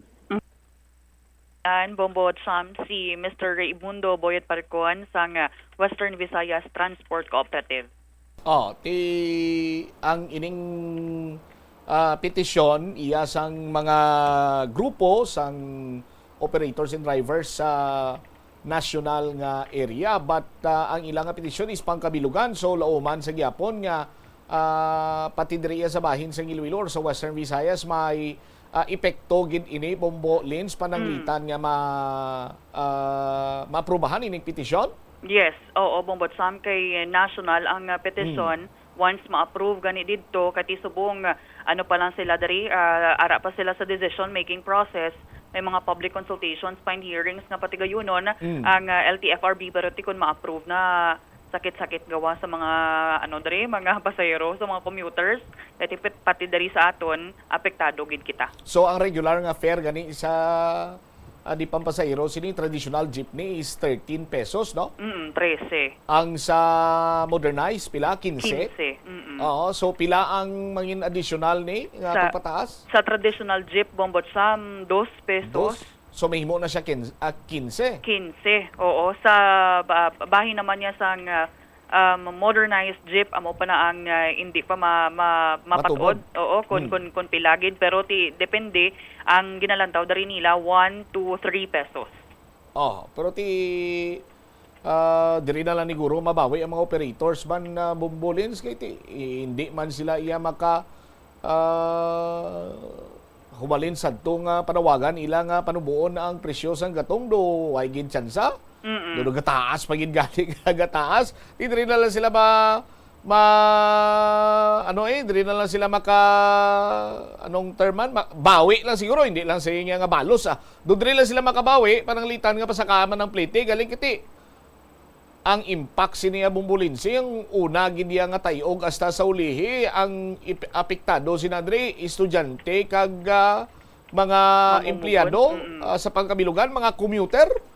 Amo gid Bombot Sam ang luya gid dari kuntani actually dugay naman ini nga panawagan sa mga operators and drivers nga ang excise tax gid kuntani sa aton nga gatong bala ang panubuan kiti hamakon mo sa data sang Department of Energy excise tax sa gasolina 10 pesos gid per liter tapos 6 pesos per liter sa diesel kag 5 pesos per liter sa kerosene. So dako gid katama Bombot Sam ang ining buwis sa gatong nga ginapatong. Ginpatasan ang excise tax kag iban pa nga mga taxes para kuno nga makatipon ang gobyerno ta kag para kuno nga i-partiniser sa mga nagkalain-lain sini nga proyekto. Correct. Pero lantawaman ba lang mga proyekto? Humaling nga nag-umpisa nga gimasakaan pag ng excise tax daw hindi man gani mambal naton nga nangin mapuslanon ang iban. Kung pamatian mo lang nagaklinabo sa gobyerno ta may sinuktanay isang milyon siniiya nga pondo sa gobyerno nga gingasto sa pilagi lamang kadlaw, may pagbakal sang mga equipment, gadgets sa mga naglain-lain sini nga insya sa gobyerno nga overpriced, outdated pa ang specification pero ang biliya updated. Sus Maria kag usip po gabalakuon sa gyapon niya mga taxpayer imbes kung tani nga mabalik ni sa aton kita man yang nagakulok ang nagalukdo Bombolinse. Insakto gid Bombot Sam tinangga depende ini sa Congress kung matigayon gid man kung may ara gid man sila sang plano nga panubuan or takson ang excise tax o galing kay tido alang-alang gid kay tingila pagpati nga dako ni ang matipon nga pondo para nga mahatagan sang pondo ang aton nga mga importante nga mga government projects diri sa pungsod Pilipinas, Bombot Sam. All right. Ini si Bombo Lindsay Ermitanyo Bade para sa the number 1 and most trusted radio network in the country, ang Bombo Radio Philippines, Basta Radio. Bombo! Salamat gid na Bombo Lindsay Bade sa imo sining follow-up report. Suma total sa aton sini mga kabombo pumuluyo ordinaryo nga taxpayer sa gyapon ang magapanagitlon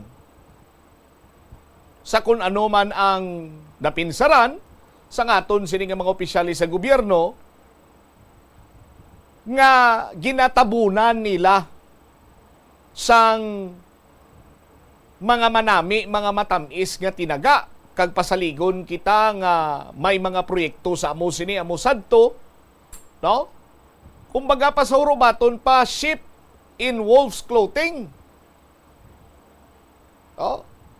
Kiti pinsara bala. Ini na kita magbalik sa mga sinadto anay pa nga istorya. Diri lang kita sa medyo tulo temprano, no? Or sa mga nagliligad lang sini nga mga tinuig. Public Utility Modernization Program. Oh, ano pa gid ang iban sini iya nga mga proyekto sang gobyerno nga kuno makapanami, makapaayo sa aton. Yes, may kayuhan. Pero mas damo pa ya ang huol kag halit nga natuga sini sang kayuhan. Hambalon ka lang ati, sustinira lang anay, maayo man na gani sa uli kung maanad kita. O, maanad sa ano? Paanaron nyo na lang ang tawo? Nga, pugaon lang nga pugaon through taxes, pero ay man iya sang konswilo di bubo nga balik sa mga taxpayer? O. Igo mura, mabalaan talang, mabatian talang, matukiban talang. Kung sa diin-diin lang ang mga walay kapuslanan ginagamit sini ang matipon, pinagi sa buwis ng gobyerno. Mabatian ta lang, may hausyaw nga project diri, may hausyaw nga project dito. Hindi magamit, so therefore gastuhan ta naman para iya nga magamit lamang IT. May programang isa ka ahensya sa gobyerno kay man kung mapatuman ini may kayuhan gid sa mga pumuluyo, pero before mangkon ang kayuhan masafer anay ang pumuluyo, masafer anay ang taxpayer, ay saka hindi mayo, no? May laway ko madalog. Oh, hindi kita ni mayo nga tinaga isugpon ko, no? Sa aton sini nga mga kabumbo. Oh. Tiyamakon mo sinabanwa, may mga promisa nga ti pasulabihon ang health program, pasulabihon ang education sector. May mga bag-o nga ginpatindog bala nga mga eskwelahan, buluthuan, gindugangan ang kwarto sa mga public school. Ang public school naton bala may mga ginpang improve sini, ginkaayo nga mga bulutuan, ginislan dira ang mga pulungkuan nga gubaon na sa aton sini mga kabumbo. Oh. May mga dalanon bala nga nagnami. In speaking sa mga dalanon nga nagnami, nga way na sang lubak-lubak, di mga dalan nga good for only 3 years. 3 or 5 maximum or even 6 years. Para nga sa sunod kong lapit naman eleksyon, may pangitaan naman kita sang source of fund. Sa aton sini nga mga kabumbo. Sa edukasyon naman iyati, hamakon mo na mga issue. Bakal sang laptop outdated, pero ang presyo sobra pa sa updated. Di paano inagamiton? Paano ina mapuslan? Paano ina makabulig? Ang aton sini nga mga mamalidha nagapadusak lang sang pinataas kag pasar sa mga pagsulundan para iapataasan ang taksang tawo ang sang taxpayer, ang balayran sini nga buwis, pero way man may gabalik sa aton.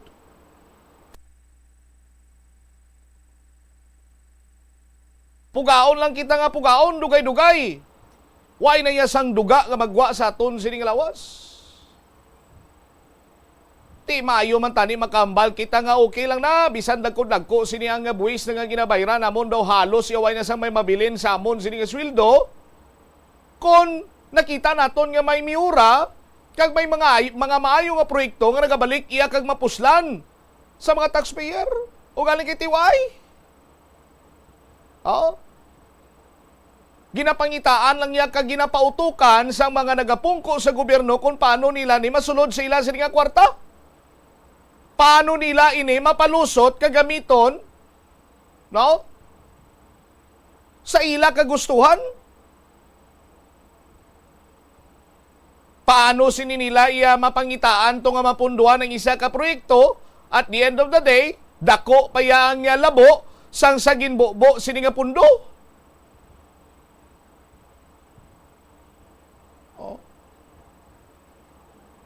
Kaya mo sina sa aton sini nga mga tagpalamati. Nga ang makaluluoy sina diri iya ang pumuluyo ang mga taxpayer.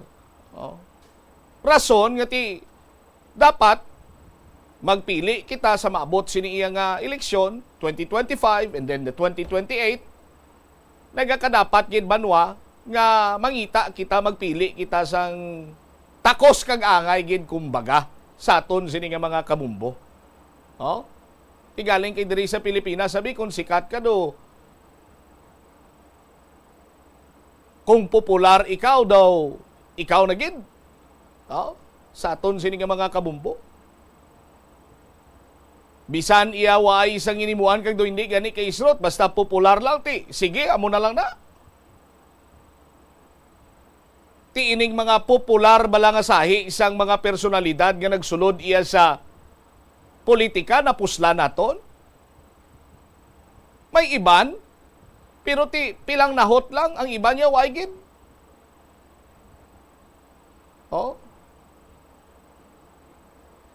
Ang iban siniti, mambal nato nga do tawo-tawo gid man sa duldol. Ti kabay pa ang ini nga mga concern tani amo niyang tutukan no? Sa aton sini nga mga opisyalis hindi kay kung paano patambukon ila sini nga bulsa. 48 minutos na kaligad sa takna sini nga launa. Check ko naman this time balita ni Bombo Hana Andasa, no? Ini may kantanan sa mga aktibidad sa Nuestra Señora de la Candelaria kapiestahan ni Nuestra Señora de la Candelaria. Sa palabuto na siniya nga Pebrero 2. Preparado naman kuno ang mga aktibidad. I-check tabi si Bombo Hana. Bombo Hana sa report, please go ahead. Bombo Sham, nakahanda na preparado na ang mga aktibidades mana para sa ining kapistahan ni Nuestra Señora de la Candelaria kag sa ining palabuton sa Pebrero 1. Sa interview sa Bombo Radio kay Father Angelo Colada, ang Social Communications Director sa Archdiocese ng Haro, ginapahayag diri nga nag-umpisa na ang Novenario Masses sa ang nagbigad pa nga Enero 24, tugtog na ini sa Pebrero 1, kada alas 6 sa aga, kag alas 5 sa hapon. Iya man dirigen na pahayag ni Father Apolada nga sa Biasera sa Maria, sa Biasera Geda sa Pebrero 1, iwato naman ang isa kami sa man nga ipagapangunahan man iyan ni Reverend Father Jose Corazon Talaok kag pagasundan man sa ining formasyon sa nga Berhen sa nga Candelaria. Kag diri man dugang man diri ni Father Angelo Colada nga ini kawahin man sang reenactment sang aktual nga pagkorona ni Anay Pope John Paul II sa Mayan images ang ini ang personal nga nagbisita sang sa Haro sang bigad man nga Pebrero 21, 1981. So reenactment ini matawag Bombo Cham kag sa tigon naman sa protestahan mismo sa Pebrero 2 subong tuig magapadayon man ang ining misa opisyal alas 4 sa kagahon, tubtob naman alas 8 sa gabi. Dira sa main altar mismo sa nga kahidral, kag sa John Paul Gym, umpisa naman alas 4:30 sa aga, tubtob alas 7:30 sa aga. So diri man kadamo pa diri sang mga aktibidades man sa simbahan, kag iyang napahayag diri ni para ang hinakulada nga wala man sang bag-o sa mga aktibidad kada tuig kay every year amo man ini ang ginasundan nila nga mga aktibidad diri. So diri man ang hiwaton man ang solemn pontifical mass alas 8 nga aga, kag diri naman pagapangunahan naman ni Most Reverend Medefil Biliones, ang Auxiliary Bishop sang Cebu, nga pagkayunon man ang blessing sang mga kandila. So diri man sa naman natin nga kandila, ati ang kanilarya mga kandila ang nag-umpisa na sa nga pagpaligya amanda ni sumusulod sang Haro Metropolitan Cathedral nitod sa diin na maya presyo nga ginabulbanta nga 25 pesos per piece, kada nagalabot naman sa 150 to 170 pesos naman ang per pack na. So may mga dedicated na kag specific na nga mga lugar man dira sa palibot ang ining pagbaligya sa kandila mismo Bombot Siyam. So diri man ang pagpahanungdom lamang diri ni Father Angelo Colada sa mga tumuluog sa Milimba nga ti ang dalon sa pagpangamuyo man kag kung ano man ang yalaw Manila sa ining Year of Hope 2025, kag mangin matutuod man sa ilaman nga ginapangamuyo diri man sa bahin sa Haro Metropolitan Cathedral kadungan sa kapistahan ni Nuestra Señora de la Candelaria. Yari bala kay ibati naton ang ining pahayag ni Father Angelo Colada. So, naslima siguro kung may mga pagpagpugin na siguro ang ato naman nga ginahalat sa mahal na ito, ato nga tagkatagta ka mga petitions, mga intentions, mga ginapangayo naton, o mga pasalamat naton sa Ginoo sa magrasya na nagabato naton sa subuha tuig sa palamang pagmata. Externally, the famous Japon natin ng mga practices, ang paglasima, ang pagsibis ng kandila, ang pag-join sa procession. So far mo man na ang mga celebration natin ako ng pagkatambong man sa coronation sa February 1 sa Victoria. Of course, Father, with this bentahan ano ini ang kandila diin ng mga specific areas kag may mga pagsulundan balakit when it comes sa presyohan ay ni Father. Okay, so may mga ara kita nga mga allowed, mga official nga mga hindi na natugutan sa pagbaligya sila una sa mga parokya, nga kusabihin para sa iba ng mga devotos na makakanto sa katedral kaya gigan ka ito Sunday nga daan. So may ara kita nga mga nag-release kita sa mga kandila sa mga parokya para mabaligya ini, para makapurchase sa mga devotos. And then some adlaw man, ako this day, padayon na ang pagbaligya nila sa librarya, nga amo na nga itong store nila sa Cathedral, and then sa mga pumuluyok man, nga kusabihin na allowed, atong na magbaligya sini, sa palibot mo sa mga compound, sa mga Haro Cathedral. So, amoy na, pag sa mga streets, nga ina-allow sila. And then, ang suggested retail price natin, nag-cost nga 35 pesos. Pag sa ka-taxi, types na ito sa 5. So, more or less, it's 175 pesos. Okay. Lastly na lang, Father, ang pahanunduman sa simbahan regarding this katestahan sa Candelaria. So, una sa tanan, o kung yung muna, with regard sa may kandila, of course, iba nagkapinta ko nga thinking, nga nagkatulaan ng stocks. Amo na nga nagamahal sila. But ang aso na kandila, all year round ina, ita makapurchase with man. Yung lahat lang kita makapurchase, but we try our best, nga ma-provide ang tanan, nga kita ma-umusan ng stocks. But sa mga nagabaligya, hindi man papatamaan ang pagpatong sa mga agod magpahal ng mga kandila. And then sa mga devotees na to, let us make this celebration, ay do this in a prayerful manner. Makapangamuyo kita, una sa tanan, at makasindi sa kandila, na makagbulig pag-isa at sa pangamuyo to remind us, especially in this year of hope, ang not na ito, ang ato yung tagsatagsak kaintangan, ang sitwasyon sa Ginoo nga mag-iwag man sa ato tagsatagsak. nabatian diri Bombocham ang pahayag man ni Father Angelo Colada diri man sa bahin sang Haro Metropolitan Cathedral regarding man diri sa ini nga palaabuton nga kapestahan ni Nuestra Señora de la Candelaria. All right. So may mga i-check ko man siguro no kay Bombo Angel kay may mga rerouting plan sa tagsa sinika sa tagsa sinika pagsulog man sang kapiestahan sang distrito iya sang Haro ni Nuestra Señora de la Candelaria. Thank you so much, Bombo Hana. Ini si Bombo Hana Mendoza Andasa para sa number 1 and the most trusted radio network in the country, Bombo Radio Philippines. Basta Radio Bombo. Salamat kina Bombo Hana. I-check ko si Bombo Angel Tan ang traffic management sa distrito sang Haro para nga ma-alerto na nato na ukon na mayara kita sa mahatag sa ilang advisory or mga prior information regarding sa mga road closure, traffic rerouting, kag iban pa may kantanan man sa selebrasyon sang kapiestahan ni Nuestra Señora de la Candelaria sa distrito sang Haro para mas temprano, mas makahibalo kita kag syempre mapreparahan man naton hindi kita maipit iya sa pagpugok sa dalagan sang trapiko bla. Sa aton sini nga mga kabumbo standby kay gina-check nato ang linya ni Bombo Angel Tan may kantanan sa kung may mga traffic rerouting, road closure iban pagin sini iyang mga nagakadapat sini naton mahibaluan sa palabuton sini nga pagsulog sang kapiestahan ni Nuestra Señora de la Candelaria. Bombo Angel sa report, please go ahead. Bombocham may mga closures nga patigayunon diri sa bahin sang lapas kag sang Haro bangod man abi sa mga events nga patigayunon isa pagid diri ang iya sang kapistahan ni Nuestra Señora de la Candelaria sa bahin sang Haro Bombocham kung sa diin ining closure sang mga dalan magka-start ini siya alas 2 sang hapon sa Domingo nga adlaw para man ini siya sa parade nga aktibidad sa mga kabombo naton.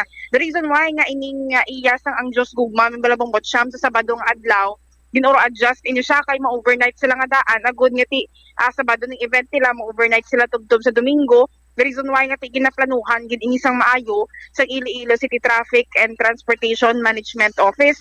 By 2 p.m. by February 2 close na ang dalan sa parade area.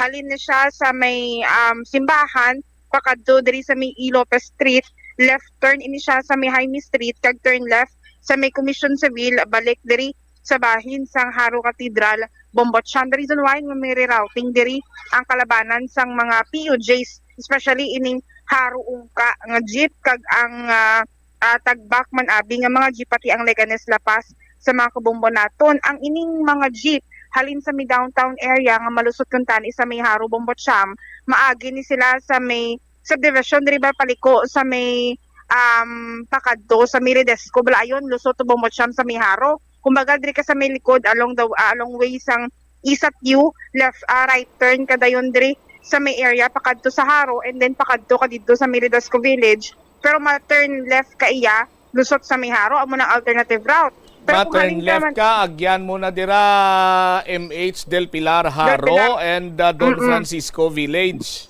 Oo, naamo na nga kwan nga village ang ginatumod ni retired Colonel Garbanzos. Ang iya naman sang mga jeep halin sa may Haro pakadto sa may downtown area, makadto ni sila sa may Lopez Haina Street, pakadto ukon pas abi sila sa may Benigno Aquino Avenue, U-turn ni sila sa may atubang sang Plazuela 2 kag mag-agi sa may Service Road pakadto sa may Halandones Street, pakadto sa may Magsaysay Road kag sa may Sports Complex balilibot gid ni sila Bombocham via diversion balik diri sa may Lapas.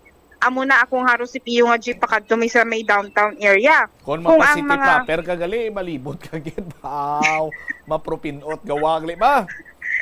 Sakit gid si Bombocham libot gid sa may Mandurriao agi ka ba sa may service road mo. Are pagid iya ang iya sang mga jeep Haro Liko NFA Tagbak Leganes kag Lapas maagi ni sila coming from the direction ni siya sa MacArthur Drive pakadto sa may Lapas and City proper maagi ni sila sa may Simon Ledesma, turn right sa may Maria Cristina, turn left sa may Santo Domingo Street kag pakadto sa may Argelies Extension Turn left naman sa may Cuartero Street, kag turn right sa may L98, turn left sa may Binig na Aquino, lusot sa gihapon sa may Mandurriao, U-turn sa may Plazuela 2, kag U-turn pakadto sa may Service Road, lusot ini sa may Salandoni Street, pakadto naman siya sa may Sports Complex sa gihapon Bombocham, kag pakadto ini siya towards ni siya sa may La Paz Plaza ang ilaman abi nga ruta. Di amo sinido medyo puro gini alternative route Bombocham kag Laban Libot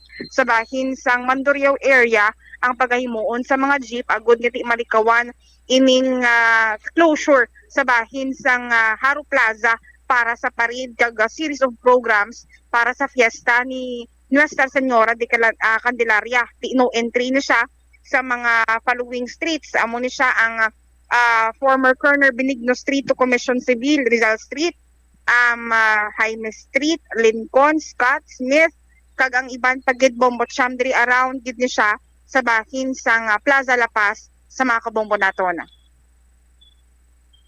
All right. Ini si Bombo Angel Pichiliertan, para sa number 1 and most trusted radio network in the country, ang Bombo Radio Philippines. Basta Radio, Bombo. Salamat kid Bombo Angel Tan sa imo siniiyang follow-up report, no? So sa mga kabombo naton, always review sa Facebook page sa Bombo Radio Iloilo. Pwede man kamo makabisita sa Facebook page sang Iloilo City Traffic Management Unit. Agod nga mangin updated kamo kag nagapilar man kita sa Iloilo City Traffic Management Unit sa kay retired Colonel Garbanzos. Olyog man kumuno sir sa mga tinawo mo nga kon mag-post sila bala sang mga rerouting, road closure, no? Ti maghambag ka nga advisory, di bala i-alert mo or mag-give ka sang warning. No, butsilingon beforehand dapat may ara na sang announcement dira or advisory or whatsoever pabalo kabla prior sa activity. No, hindi pareho kagapon sa aton sini mga kabombo may pila ka mga ginpang sirado nga alagyan ti alas 2 nag-take effect ang closure alas 2 man kag nagpagawa sang advisory. Ano kung tanya, beforehand kung tanya, no? Sa aton sini nga mga kabombo para nga mapalinto na nga daan nato ng aton sini nga mga motorista para hindi man sila matugahan sang huol maipit sa pagpugok sa dalagan sa trapiko. Standby na kamo sa kapon lamang program kaupod sa kay Tita Regine. Si Bombo Chama Blanco Vergabilin sa imo sa mananay nga hapon. May God bless us all. Para sa the number 1 and most trusted radio network in the country, ang Bombo Radio Philippines, Basta Radio, Bombo. The Farmers Bazaar, your traditional public market with the touch of Plazuela 2, ang isa ka lugar nga gintukod sa tion kag sa kasagsagan sa COVID-19 pandemic nga may tinutuyo nga maghatag sa imo sang safe marketing experience. Subong nga ang COVID-19 hindi na gid man dako nga pamahog kag nagapakadto na kita sa next normal. Rest assured nga ang Farmers Bazaar will further evolve agud nga magpadayon sa paghatag sa inyo sing satisfying marketing experience. The Farmers Bazaar sa lower level tara na pahamtang ang fish, poultry kag meat section para naman sa inyo mga kinahanglanon nga prutas, utan kag iban pa, magbisita sa upper level pinaagi sa paggamit sa hagdanan ukon sa pagkadto direkta sa parking lot. The Farmers Bazaar, your traditional public market with the touch of Plazuela 2. Plazuela de Iloilo, Billboard of Activities for January 26 to February 1, 2025. It's another great weekend at Plazuela de Iloilo. Bangod ang Technocrats Band ang natalana nga mag-entertain sa inyo with their great selection of songs sa concert at the plaza. Mangin inyo, umpisa alas 6 ng gabi sa Pebrero 1, Sabado. Sa tion sa musical show, napulo ka mga special edition mugs and more ang igaparafol sa mga suki sa Plazuela de Iloilo. Sa Pebrero 2, Domingo, ginaagnang tanan nga mangin kabahin sa Eucharistic celebration nga pagahiwaton sa Latonda sa among adlaw alas 11 sang aga. Sa tion sang Holy Mass, Magpangamuyo kita sa Ginoo nga hatagan niya kita sang grasa, sang pag-intiende kag pagbaton nga ang tanan nga mga kabudlay kag pagtilaw sa aton kabuhi are meant to make us spiritually stronger and closer to Him. Plus, wala di Iloilo, we remain to be one with you in a common hope for a better community and a progressive country in 2025. Yari ang mga simpleng nga paagi agod makakinot sang tubig. Tinguba ang mga lalabahan kag tinguba man ang pagpanglaba. Ang pagpanglaba sang isa ka bes sa isa ka semana ang nagakinot sang naglabot sa 50 litro sang tubig. Kung nagagamit sang washing machine, iset ini sa mas manubo nga wash cycle. Makakinot ka na sa tubig, makakinot ka pa sa enerhiya. Ang cyberbullying among paggamit sang offensive kag masakit nga mga tinaga online na ukon pinaagi sa text. Ang bullying ang nagatuga sa kasubok kag depresyon sa biktima. Magluwas ni, magabatyag siya sang kaakig, pagkadula sang interes sa mga butang nga iya naluyagan kung ikaw ang ginbully. Una nga tika nga imo himuon, amo nga magpangayo sang bulig sa tawo nga imo masaligan. Paano ka bala makabulig nga mauntat na ang bullying? Simple lang, don't be a bully. Hindi mag-post online nga makahatag sang sakit sa balatyagon sa isa ka tawo. Yari ang mga epektibo nga pamaagi agud mapabilin nga safe ang pagkaon sa imo pamilya. Ipabili ng katinlo. Maghugas sa mga kamot bago mag-uyat sa pagkaon, kag masami nga himuon ini sa tiyon nga naghahanda ikaw sa pagkaon. Maghugas man sa mga kamot pagkatapos nga nagamit ikaw sa kasilyas. Hugasan kag tinluan sa maayo ang lamesa kag tanan nga mga kagamitan sa paghanda sa pagkaon. Siguraduhon man nga safe ang kusina kag pagkaon gikan sa mga insekto, mga peste kag iban pa nga mga sapat. Ini nga pahanumdom ang ginadulong sa imo sang the #1 and most trusted radio network in the country, Bombo Radio Philippines. Basta Radio Bombo! Kung ikaw ang nag-stay sa hotel, ang pag-practice ng good manners and right conduct ang importante man sa pagpasiguro nga manami ang imo experience kag ang experience ng iban nga tawo. Makitaan sa hotel ang staff, guest, kag management. Gani ang proper etiquette ang kinahanglanon agud ma-achieve ang harmonious environment. Mangin polite sa hotel staff. Tamyawa sang hello o kung good morning ang hotel staff. Ipakita na nagarespeto ikaw sa ila katungdanan kag trabaho. Magamit sang please kag thank you kung mayara ikaw nga request o kung hingyo sa ila. Kung nagsala sila sa imo gin-request, magpabilin nga kalmado sa gihapon kag indi na magpangakig pa o kung mangin demanding. Kung ang hotel staff naghatag sang manami nga serbisyo, mas maayo kung maghatag sang tip bilang token of appreciation sang ilang hard work. Sundo ng check-in kag check-out times. Mangin mindful sang check-in kag check-out times sang hotel agud malikawan ang inconvenience sa staff kag iban pa nga guest. Sundon ang no smoking policy kag iban pa nga pulisa. May kaangtanan sa gahod, mga hinuptanan nga sapat o kon restricted areas. Mangin mahinalungon sa propiedad sang hotel. Respetuhon ang iban nga amenities kag likawan ang paguba o kon hindi maayo nga paggamit sang kwarto. Regulate ang gahod.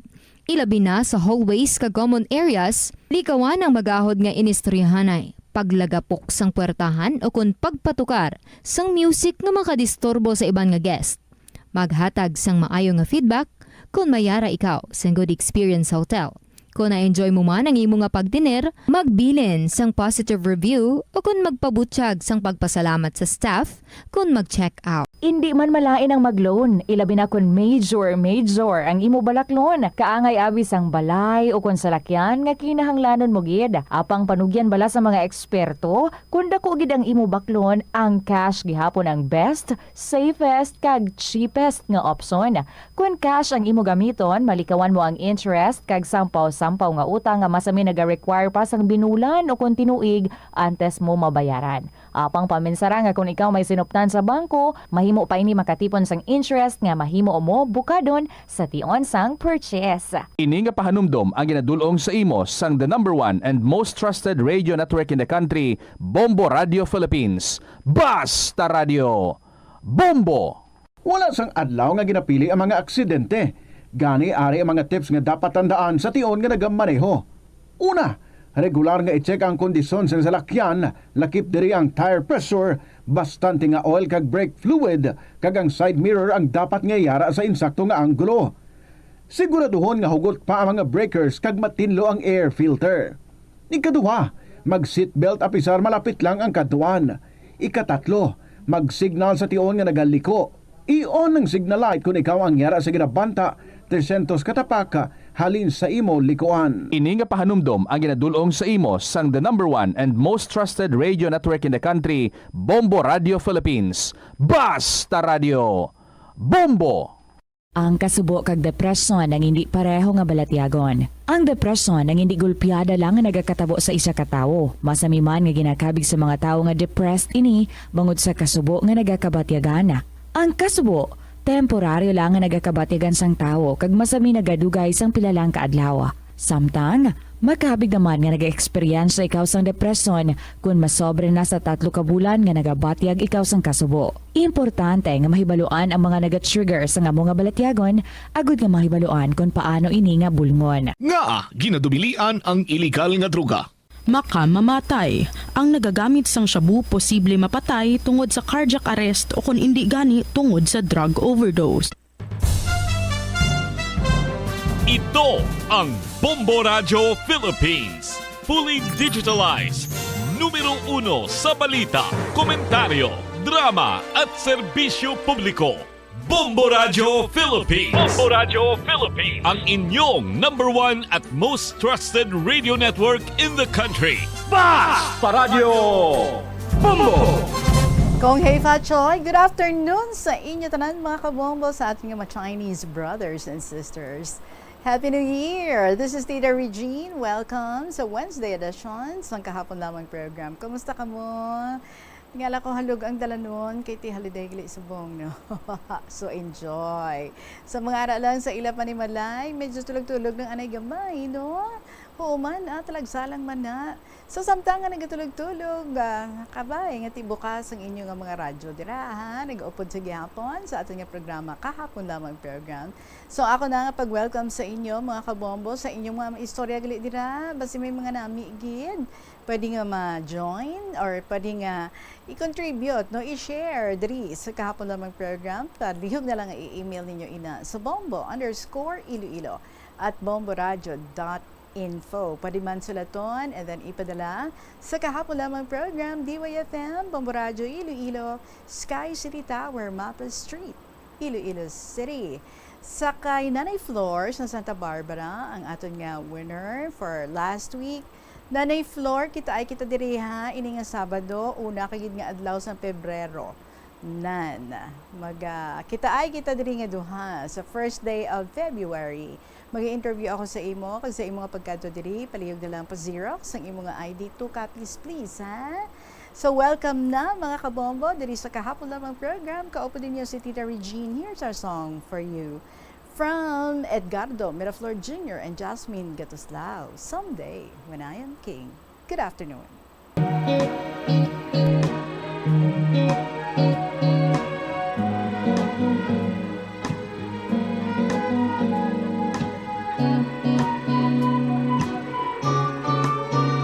I can't claim it as my birthright, but my cap will be my crown. The broom will be my scepter, and the stool will be my throne. The doves will be the horses with the prince and princess of her own.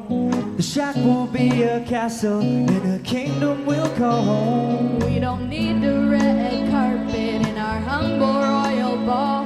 We'll be rulers in our slippers, dancing in our wooden floor. In our simple regal banquet, let's forget the silver spoon.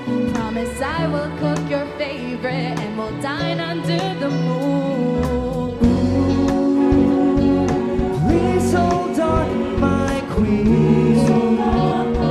Soon we'll live a dream. In a different realm, my fate will change. It's more than just pretend, 'cause in our hearts don't bend. You and I will reign someday when I am king.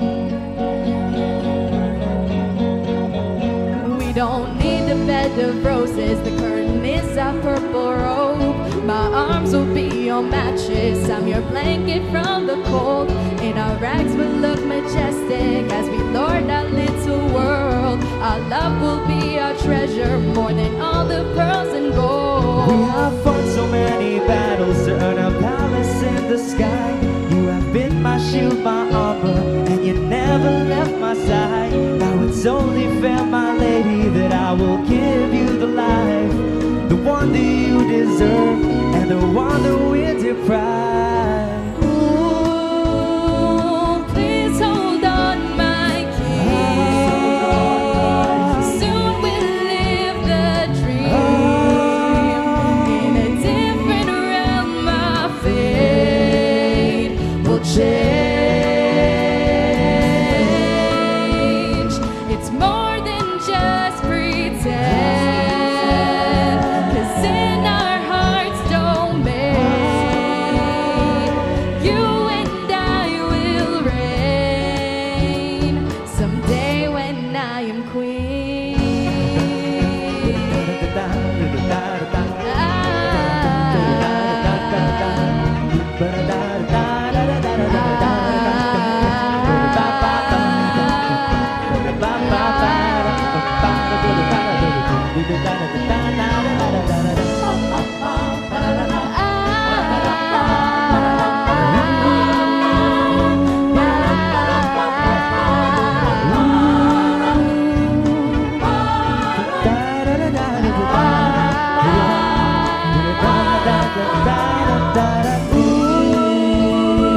Please hold on, my queen. Soon we'll live the dream In a different realm, my fate will change. It's more than just pretend. 'Cause in our hearts domain, you and I will reign someday when I am queen.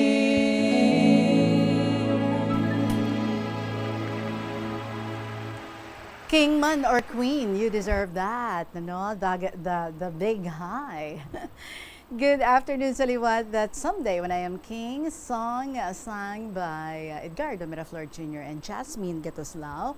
Good afternoon sa liwat. This is Tita Regine para sa kahapon lamang program. Ang mga feeling so high ng mga newly registered, ng mga architects naton. Kapon lang ipagawa result. No? Ba, congratulations gid sa inyo. Super happy gid ang mga nakapasar.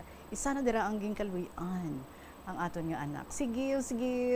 Congratulations. Kag of course, ang isang mga nakapasar si May Rule Amago. Congratulations sa tanan gid, no? Sa inyo. It is now 18 minutes after 2 o'clock. Sige, first letter kita today.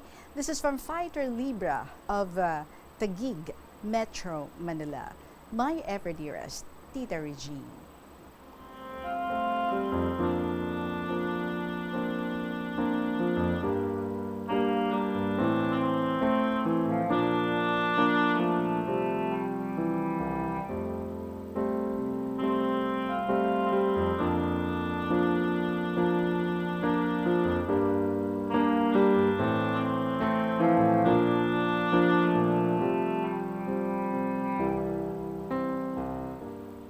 It's been a while when I first shared my stories with you, and here I go again, ready to share once again the recent happenings which might shock you.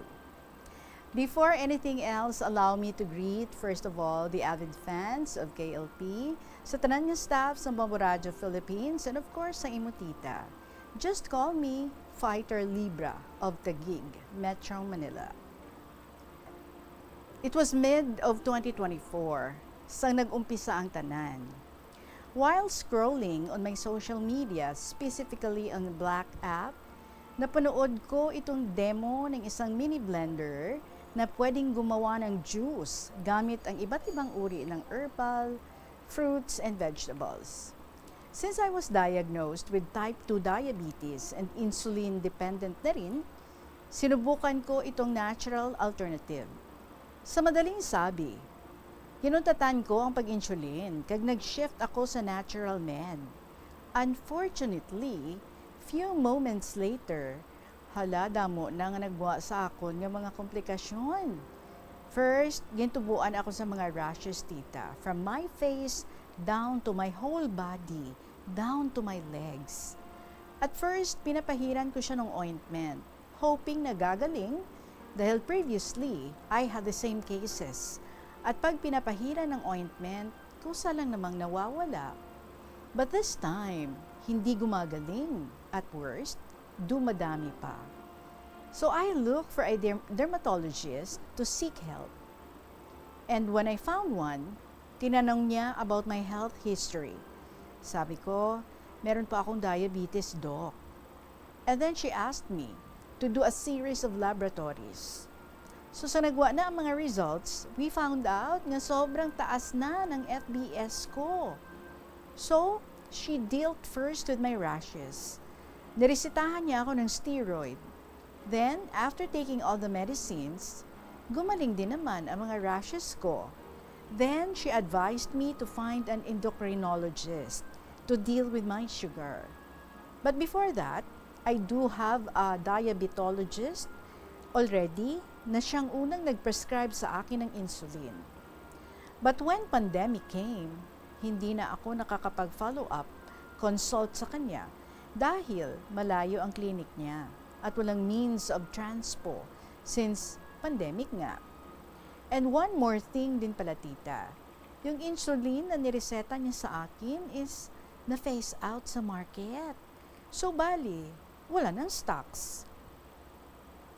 Itong isang co-worker ko, his mother-in-law is also taking insulin and she passed away. Since marami pa siyang stocks na naiwan, ibinigay sa akin without knowing and consulting my doctor. Iba-ibang klase din palang insulin. So, for the longest time, yun ang ini-inject ko. Bale, lumabas lang talaga ang mga sakit noong hininto ko ang pag-take ng insulin. So, after treating the rashes, which was eventually na-cure naman, I decided to look for another doctor to manage my sugar. At thankfully, meron akong nahanap na mas malapit kung saan ako nakatira. She requested me again another series of lab. So, mataas talaga ang aking sugar.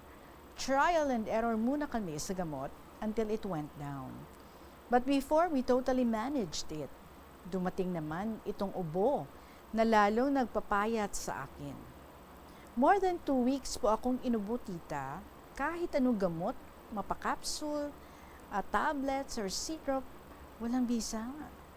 Hanggang sa sinabi ko na sa aking indok at another referral na naman sa bagong doctor, pulmonologist. Good thing lang is meron na sila mismong doctor sa clinic. So, hindi na ako nahirapang maghanap pa. And so, another set of appointment, request of lab tests and x-ray, and it was found out meron na naman akong TB. The doctor referred me to our barangay health center where ang gamot is readily available. Another 6 months of gamutan, Tita Reg.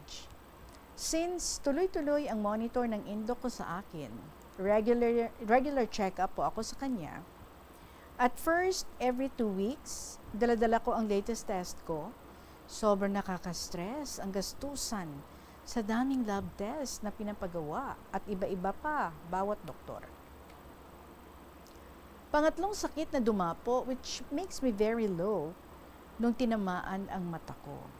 While dealing with the TB, halos sabay-sabay silang lumabas ang panlalabo ng mata ko. Sinabi ko ulit sa doctor ko and she referred me again to another doctor, Dr. sa mata, ophthalmologist. Mabutit meron ulit sa clinic nila, set ulit ng appointment hanggang sa another sets of lab. And when it came out, merong pandurugo at pamamaga sa likod ng mata ko. At first, she only prescribed me an eye drop. After 2 to 3 weeks, another follow-up checkup na naman. After several months na nagpapagamot ako sa kanya, Tita Reg, wala pong pagbabago. or no signs of improvement until she decided to refer me again to another opta, which is espesyalista na naman sa retina doon sa isa sa malaking hospital sa Pasig. Paset ulit ng appointment hanggang sa request for another sets of labs, same ang diagnosis, until in-schedule po akong injectionan sa mata. But first, I have to prepare a certain amount, which is di biro, may kamahalan, and that's for one eye only. December 10, 2024, schedule ng injection ko. Hoping and praying na sana bumalik na ang linaw ng aking mata. As per advice by the doctor, magpa-follow up ako after a month. Month later, I did a follow up to him at imbis na luminaw tita, lalo pang lumabo. At ito na naman tita, another referral na naman sa isa pang doctor. Another ophthalmologist na espesyalista sa infection sa mata. As always, request again ng mga bagong labs, evaluate kung anong pinanggalingan at cause ng lahat-lahat. Tanong kung ano pang naramdaman ko. So ako naman, nagiging honest sa kanya. Hanggang sa idinaing ko na, pati mga tuhod at kamay ko sumasakit na. Ayun, referral na naman sa isang doctor. Isang rheumatologist. 2 doors away lang sa clinic ng bago kong opta. Nung chinek physically, no signs of rheuma naman daw, pero nag-request na naman ng lab test. Sa ngayon, waiting pa ako ng appointment sa kanya. Back to my new opta. So, bit-bit ko na ang mga test results ko. Meron siyang gamot na ibibigay, but need ng clearance ng indo ko. So, she wrote a letter para mag-co-manage silang dalawa sa akin. Sa ngayon, they are closely monitoring my status with regards to my health condition. Pabalik-balik ako sa kanila, tita. And every time na magpapa-appointment, another gastos na naman. Aside doon sa mga laboratories and of course, sa mga gamot na piniprescribe. Minsan, parang nadidepress na ako, tita, dahil mag-isa ko lang ding nilalakad. May mga instances pang kapag dinadilate ang mata, merong liquid solution na pinapatak sa mata na nagdudulot ng panlalabo, lalo ng mata. So sobrang hirap, physically, mentally, and financially. Sa ngayon, tuloy-tuloy pa rin ang gamutan at pinapanalangin ko sa Panginoon na bumalik na sana ang dati kong paningin. Affected na rin po, pati trabaho ko. Ang masasabi ko lang po sa mga listeners mo, tita, na laging mag-seek ng guidance sa mga doctors kapag ikaw ay may iniinda ng sakit. Naway napupulutan nyo ito ng magsisilbing aral doon sa mga taong dumaranas ng kagaya kong sakit. So, Tita Regine, kayo na po bahalang umunawa sa aking letter. Pinagtiyagaan ko po ito kahit struggle sa akin ang pagtatype. Medyo malabo na rin ang aking paningin. Again, just call me Fighter Libra of the Gig, Metro Manila. Maraming salamat po.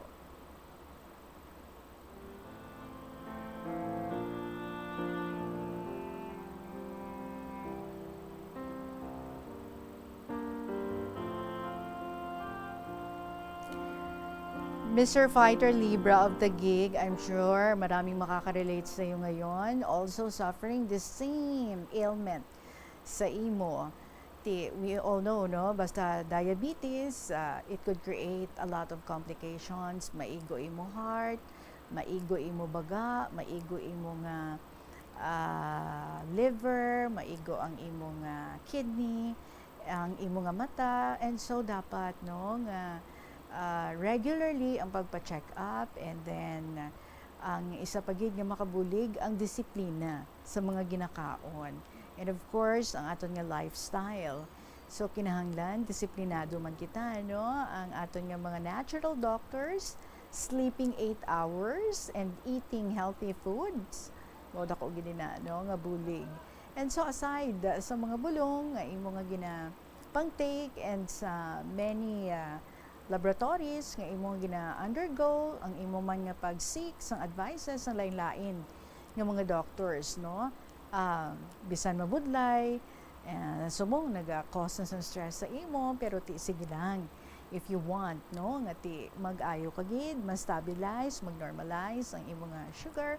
So dapat, no, nga himuon lang ang gina-advise, ang bulong nga ginapang-take dapat prescribed sa mga doctors, and buligan tama, no, ang aton kaugalingon pinaagi sa pagdisiplina kung ano aton mga ginakaon, kung ano aton nga ginapang himo. So it should be a hand in hand, no, nga pagbuliganay sang mismo nga may ginaangkon nga amo sila nga sa isang sakit kag sang mga doctors. Sige lang, never ever give up, and sa tanan nga mga ginapanghimo mo, just continue doing it. At the same time, i-couple gid sang pagpangamuyo, no, that you would be healed. Nga ang imo nga mga doctors, i-bless sila nga mangin instrument gid sila, no, para nga mag-ayo ikaw, and at the same time tagaan ikaw sang kabakod para nga madisiplina mo man kag mabuligan ang imo nga kaugalingon. So sana nga sa isang sakit dapat maintindihan gid, no, kung ano anong dapat himuon, anong dapat nga i-avoid, ano ang mga pagkaon nga makabulig, ano ang mga pagkaon nga dapat hindi pagkaunon. Anyway, sige, just keep on praying, ha, and keep on fighting. Fighter Libra of Taguig, Metro Manila. Salamat for sharing your story. Alas 2:32 ng aton nga oras, magapanubalik ang KLP pagkatapos sa pila ka mga importante nga mga pahibalo. The Farmers Bazaar, your traditional public market with the touch of Plazuela Dos, ang isa ka lugar nga gintukod sa tion kag sa kasagsagan sa COVID-19 pandemic nga may tinutuyo nga maghatag sa imo sang safe marketing experience. Subong nga ang COVID-19 hindi na gid man dako nga pamahog kag nagapakadto na kita sa next normal. Rest assured nga ang Farmers Bazaar will further evolve agud nga magpadayon sa paghatag sa inyo sing satisfying marketing experience. The Farmers Bazaar sa lower level, tara na pahamtang ang fish, poultry kag meat section para naman sa inyo mga kinahanglanon nga prutas, utan kag iban pa, magbisita sa upper level pinaagi sa paggamit sa hagdanan o kon sa pagkadto direkta sa parking lot. The Farmers Bazaar, your traditional public market with the touch of Plazuela Dos. Plazuela de Iloilo, Billboard of Activities for January 26 to February 1, 2025. It's another great weekend at Plazuela de Iloilo. Bangod ang Technocrats Band ang natalana nga mag-entertain sa inyo with their great selection of songs sa concert at the plaza. Mangin inyo, umpisa alas 6 ng gabi sa Pebrero 1, Sabado. Sa tion sa musical show, napulo ka mga special edition mugs and more ang igaparafol sa mga suki sa Plazuela de Iloilo. Sa Pebrero 2, Domingo, ginaagnang tanan nga maging kabahin sa Eucharistic celebration nga pagahiwaton sa Latonda sa among adlaw alas 11 sang aga. Sa tion sang Holy Mass, magpangamuyo kita sa Ginoo nga hatagan niya kita sang grasya sang pag-intiende kag pagbaton nga ang tanan nga mga kabudlay kag pagtilaw sa aton kabuhi are meant to make us spiritually stronger and closer to Him.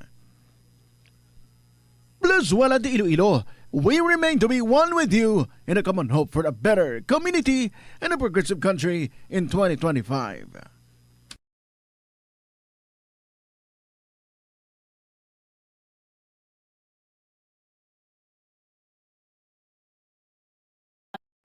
Ang hair loss o pagkaunod sang buhok ang isa sa pinaka-common nga problema sa bilog nga kalibutan. Santo sa pagtuon, ang tag sa kapersona nagakadulaan sang isa kagatos ka strand sang buhok kada adlaw. Paano ba lamapunggan ang pagkaunod sang buhok?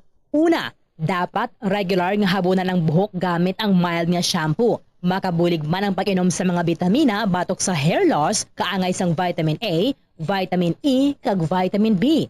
Ginarekomendar man ang pagmasahe sang scalp gamit ang essential oils. Likawan ang pagbrush sang buhok kung ini ang basa. Testingan man ang pagpahid sang garlic juice, onion juice o kun ginger juice. Ipabili nini sa buhok overnight kag bunlawan pagkaaga.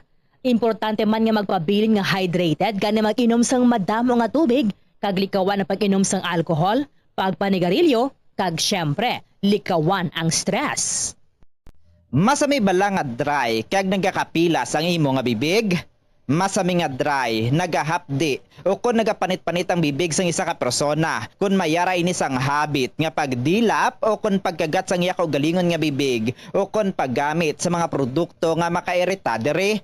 Ang mga causes ang chapped lips sa mo ang dry weather, kakulang sang oil gland sa bibig, paggamit sang lipstick o kung lip balm nga hindi hiyang ang bibig bangod nagakairita rin ini.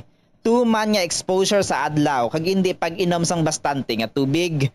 Ang ginarekomendar nga treatment diri among paggamit sang husto kag maayo nga lip balm, pag-inom sang madamo nga tubig kag paglikaw sa masami nga pagdilap sang bibig.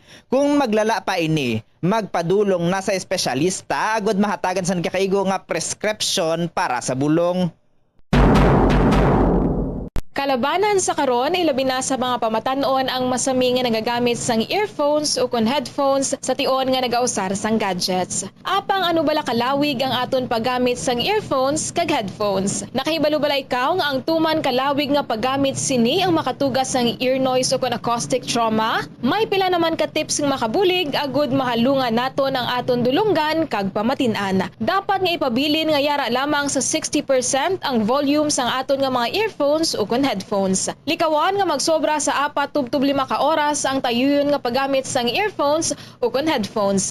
Magtala na sang 15 minutes nga break matapos ang 1 ka oras agod nga makapahuway ang aton nga eardrums. Masami nga tidloan ang earphones o kon headphones kag mas maayo nga gamiton ang duha ka earpiece sang earphones. Siling nila, mas malambing ang bata kung ini ang nagtiti sa iloy tubtub sa duha ka tuig. Ang breastfeeding, ang mayara sang maayo nga ituga sa iloy kasubong man sa lapsag. Ang breastfeeding ang nagahatag sang nagakaigo nga nutrisyon para sa mga babies. Ang breast milk, ang mayara sang importante nga antibodies. Nagapanubo man ang breast milk sa risgo sang balatian kag infections. Nagapromote man ang gatas sang iloy sang healthy nga kabugaton sang lapsag. Sarang man nga makapaalam sa babies ang breastfeeding. Samtang sa iloy naman nga nagapasuso, nagabulig ang breastfeeding sa pagbuhin sang kabugaton. Nagabulig sa pag-contract sang uterus, nagapanubo sang risgo sang depression, nagatap na sang menstruation, kag makabulig sa pag-save sang oras kag kwarta. Mahilig ka bala magkaon sang chicherya? Dapat nga likawan ang masami nga pagkaon sang processed junk food sa baylo, pilion na lang ang pagkaon sang matuod nga pagkaon. Santo sa mga research ang processed junk food ang tuman ka makahalalit sa lawas. Ang ini nga mga pagkaon ang ginhimo agod nga mag-trigger sang pleasure center sang tawo kung sa diin ginapapati sini ang utok nga magkaon sang sobra-sobra. Kung kaisa nagatuga man ini sang food addiction sa pila ka mga individual. Apang mga kabom ang mga processed junk foods ang may manubo nga fiber, protein kag micronutrients samtang mataas man ini sa mga hindi healthy nga ingredients kaangay sang added sugar kag refined grains. Ang processed junk foods ang hindi man makahatag sang calories sa lawas. Ang 1,000 peso bill nga ginapagwa sa karon sa Bangko Sentral ng Pilipinas ay isa na ka polymer banknote. Ini ang nagaisahanon nga Philippine Peso denomination nga mayara sang polymer banknote version. Ang Cotton Abaca version ang naga-feature kanday Jose Abad Santos, Vicente Lim, kag Jose Falianis Escuda sa Atubang. Samtang ang Tubataha Reef Natural Park kag South Sea Pearl ang gina-feature sa likod. Samtang ang polymer version naman nga una nga gin-issue sang Abril 2022 ang naga-feature sang Philippine Eagle sa atubang samtang sa likod pariho ang design sa iya sang Cotton Abaca version. Yari ang mga tips agud mapabilin nga mahipid ang 1,000 polymer banknote. Hindi pagsulatan, hindi pagpiluon, hindi pagguntingon, hindi pag-staple, hindi paggamitan sang rubber band, hindi pagsunugon o kon ipalapit sa kalayo, hindi pagplansahon bangod ini ang malunay ipalayo sa mga toxic chemicals kag ang katapusan. Padayon kita mga kabombo, yari naman ang story from student mom of Lambunao. Salamat sa duwa ka mga pictures. It will be shown in just a little while. Dear Tita Regine.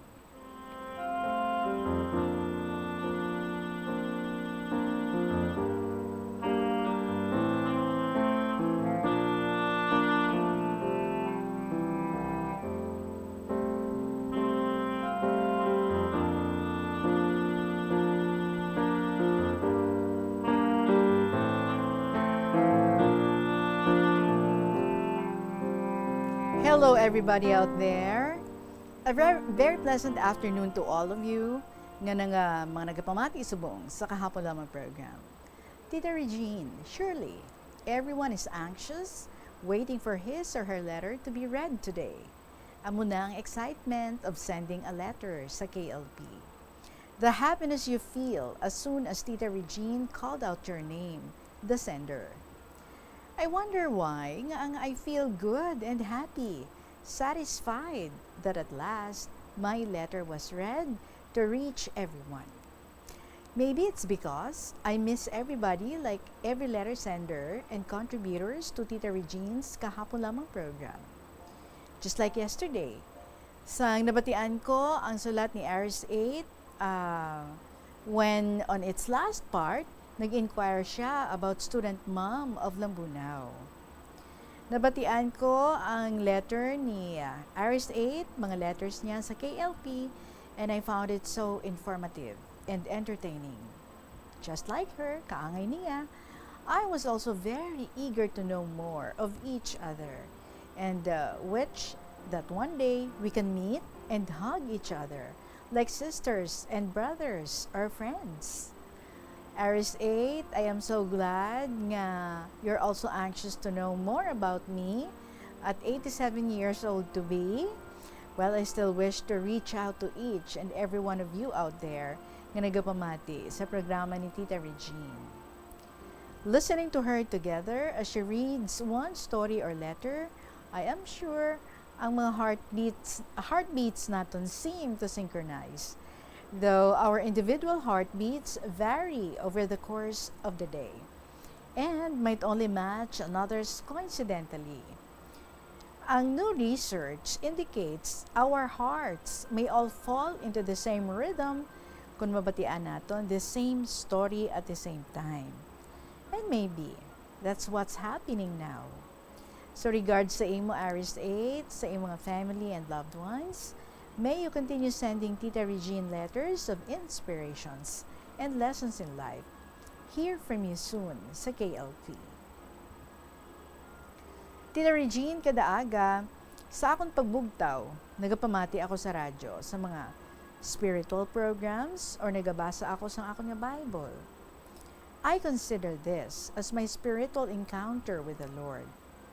Kung kaisa, naga-memorize ako sa verse, although oftentimes I find it difficult to do so. Doing this serves as a mirror for me.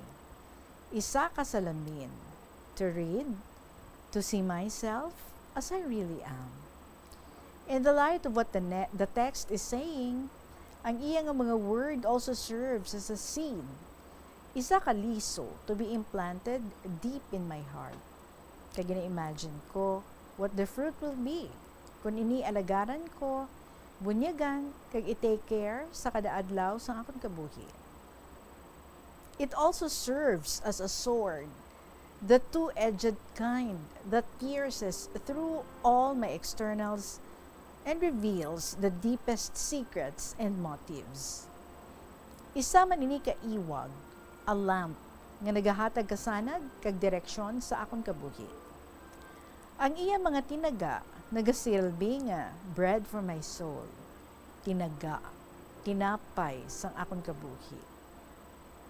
Mga tinaga nga dapat i-share sa iban, nga wala pa nakabati sang iya mga pulong. Kag thank God, Tita Regine, nga sining nagligad lang nga adlaw, nahimo ko ini sa isa ka tinuga. Isa ka nanay ang gindala ni girl sa akong diri sa Kapungyang. Agud nga maninlo sa garden. Kag one time, after lunch, Samtang nagapahuway kami sa terrace ng balay, nakakita ako sang opportunity to share with her ang pulong sang Ginoo. Kinapray ko lang kay Lord, Tita Regine, nga tani, damo pa ang umabot sa akon nga mga opportunities parihas sini. At my age, ini na lang ang masarangan kong himuon to serve the Lord. Tita Regine, simple ang celebration namon sa Christmas, pero nangin masadya manini para sa among tanan. Nag-dinner kami nanday girl kag iya 3 kids, Natalie Chloe, Nathaniel kag Natalia Claire, sa kapungyang upod si Nanay Luis, Dudes kag Nika, ang bata nga babae nga school girl nanda. Damo ila food, may spaghetti, salad, siomai, fried chicken, cake kag drinks. Nag-visit man sa ako ng bata ko nga si Olive and her husband Fred. Damo dalang niya nga fruits, cakes, and pastries. Nagbalik man siya sa China after New Year. At least, wala malipat sa akon mga kabataan kag mga apo ko. God is really so good for giving me generous and thoughtful children and grandchildren. Tita Regine, this is all for now. Thanks for reading this letter and allow me to end it by this prayer. Loving Father, we praise you because you are good. Thank you for giving us a happy family. Thank you for infusing your creation with beauty and purpose, for placing us here to enjoy it as we discover you. Thank you for we feel and hope your love endures forever. This, your Father, we pray that you show us your will for our life so that we will purposely choose the path you have for us. Until next meal, God bless us all. Sincerely, Student Mom of Lambunao. And P.S. Please send my regards to Mia Bingawan and also to Jesusa and to all KLP contributors and listeners. Thank you once again, Student Mom.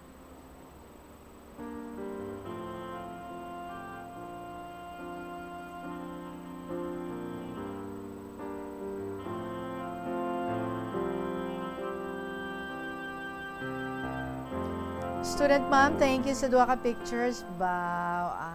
Kanami, kaalikaya sang inyo nga background. Kanami, sang inyo nga place. You're so very close to nature. And so that's why nga nag-enjoy kagid, no? Sang imo dira nga lugar. Amo na nagahatag sa imo sang calmness, sang peace, inner peace, no?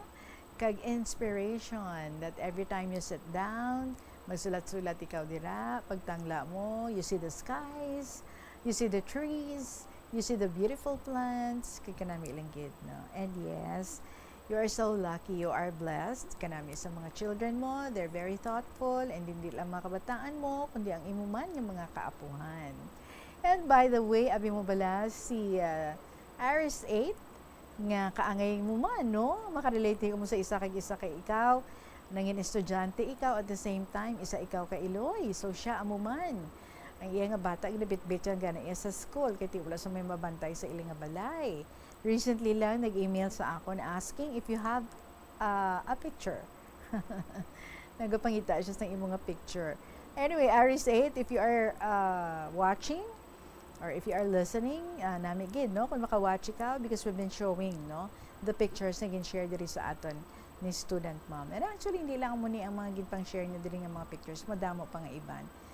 I guess that's Olive, nga imong anak, amugid man na siya sa isa sa mga pictures diri. Hello sa imong tanan nga mga children, and most especially, hi gid, and regards gid sa inyo dira, mga kaupnanan mo, dira sa may Kapungyang, sa may Lambunao. Thank you so much gid for another sharing sa saning nga hapon, Student Mom of Lambunao. It is now 49 minutes after 2 o'clock. Magapunambalik ang KLP pagkatapos ng pila ka mga importante ng mga pahibalaw. Ano Magkasupod sang kwarta bangod sa wala tuong nga galastuhan, better management ang kinahanglan dira. Isa ka tip abang spending awareness. Magamit sang money management app o kung pwede man nga malista mo agud nga ma-track o kung masundan mo ang imo gasto sa nagkalain-lain nga kategorya. Diri mo mahibaluan kung pila ang imo gasto sa hindi manggid kinahanglanon kaangay sang pagkaon sagwa, entertainment kag bisan ang adlaw-adlaw mo nga pagpangape-kape sagwa nga tuman ka gasto. Kung maedukar mo na ang imo kaugalingon sa sini nga mga kinaandan mo, sigurado nga makahimo ikaw sang plano kung paano ikaw maka-improve. Ini nga pahanumdom ang ginadulong sa imo sang the number 1 and most trusted radio network in the country, Bombo Radio Philippines. Basta Radio Bombo! Yari ang mga simple nga paagi agud makakinot sang tubig. Kaayuha ang mga taga sa tubo o kon hose. Hindi tanan nga taga sa mahapos kagilayon nga makita tungod ang mga tubo o kon hose ang nakalubong sa duta o kon semento nga bahin sang balay. Kung magsigi ang mga tagas nga ini, mahimo nga magalabot sa 10,000 ka litro sang tubig ang mausik sa isa ka tuig. Maggamit sang leak detection tool o kon magkonsulta sa mga eksperto kung may pagpangduwa-duwa nga may tagas sa mga tubo sang tubig agod ini gilayon nga makaayo. Madamo sa ato ng hindi katulog kung wala sang electric fan. Yaring pila sa hindi manaming nga epekto sa paggamit sang fan kada gabi. Congestion, ang naga-circulate nga hangin halin sa mga fans, ang makapadry sang baba, ilong kag tutunlan. Allergies, masami nga madala sa hangin ang mga yabok na naga-trigger sang allergies. Makatugas ang muscle cramp ang hangin nga naghalin sa mga electric fan. Amo nga kun kaisa, may eksperyensyahan ang masakit na lawas kung magbugtawa. Importante man nga regular nga tinluan ang fan blades, agad masigurado nga hindi ini pagkiniran sang yabok. Yari ang mga epektibo nga pamaagi agud mapabilin nga safe ang pagkaon sa imo pamilya. Lutoon sa maayong pagkaon, ilabi na ang karne, manok, itlog, kag mga seafoods. Sa pagluto sa mga pagkaon nga may sabaw o konsarsa, pabukalan, kag paturon nga nagalabot ini sa 70 degrees Celsius ang temperatura. Bago kaunon, initon sang husto ang mga nabilin nga mga pagkaon o konsudan. Taguon ang pagkaon sa husto nga temperatura. Hindi pag-ibilin ang naluto nga pagkaon sa ordinaryo nga temperatura sa sulod sang 2 ka oras. Ibutang gilayon sa refrigerator ang luto nga pagkaon kag mga pagkaon nga madasig mapanos.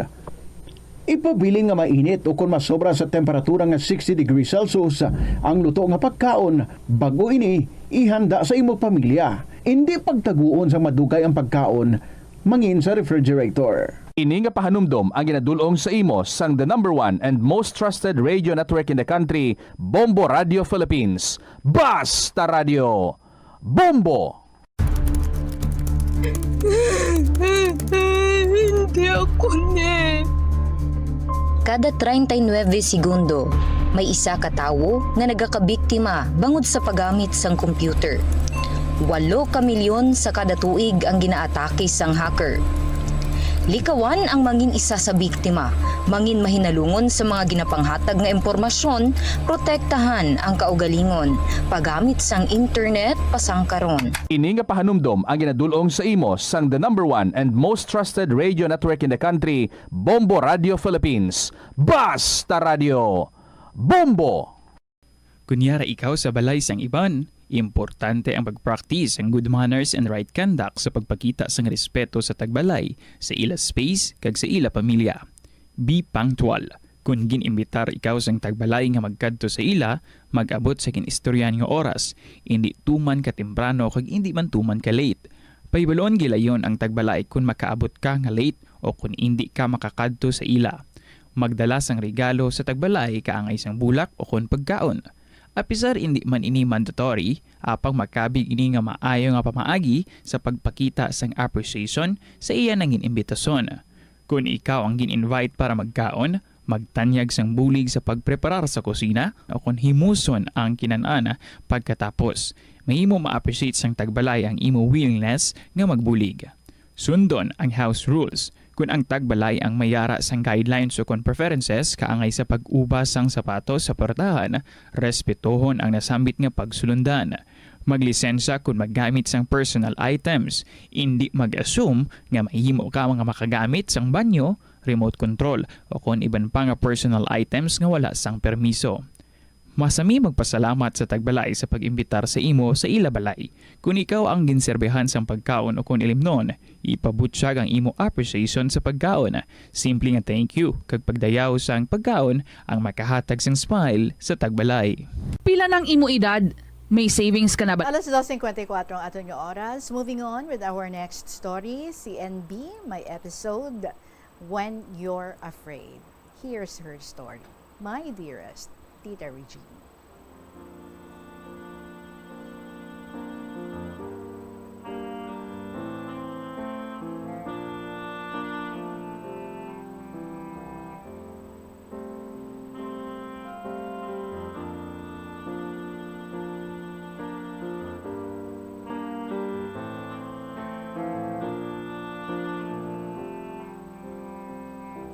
Kumusta na kamo mga classmates ko on the air? Ano nag-aabot man kung kaisa sa inyo ang kahadlok?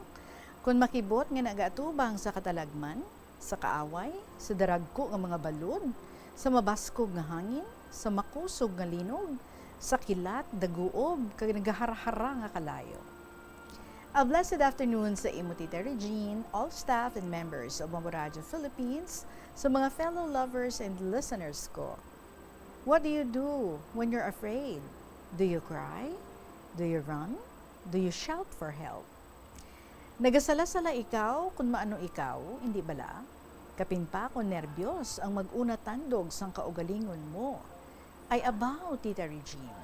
Sa akon lang na eksperyensya, waay gid ako ginkulbaan.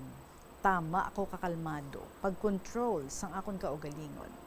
When I called God for mercy, for His urgent help, saying aloud, Diyos ko, buligi ako, Diyos ko. Kung sa diin ka man karon, palihog sang imo Diyos ng Espiritu Santo sa pagpadala sa mga espirituhanon sa pagbulig sa akon. Diya ako karon, si amuni ngalan sa amuni nga lugar, nagahulat sang imo Diyos non nga kaluoy, buligi ako, o Diyos ko. Tita Regine, isa ka adlaw sadto, may seminar kami sa city. Nagsakay kami sa pump boat.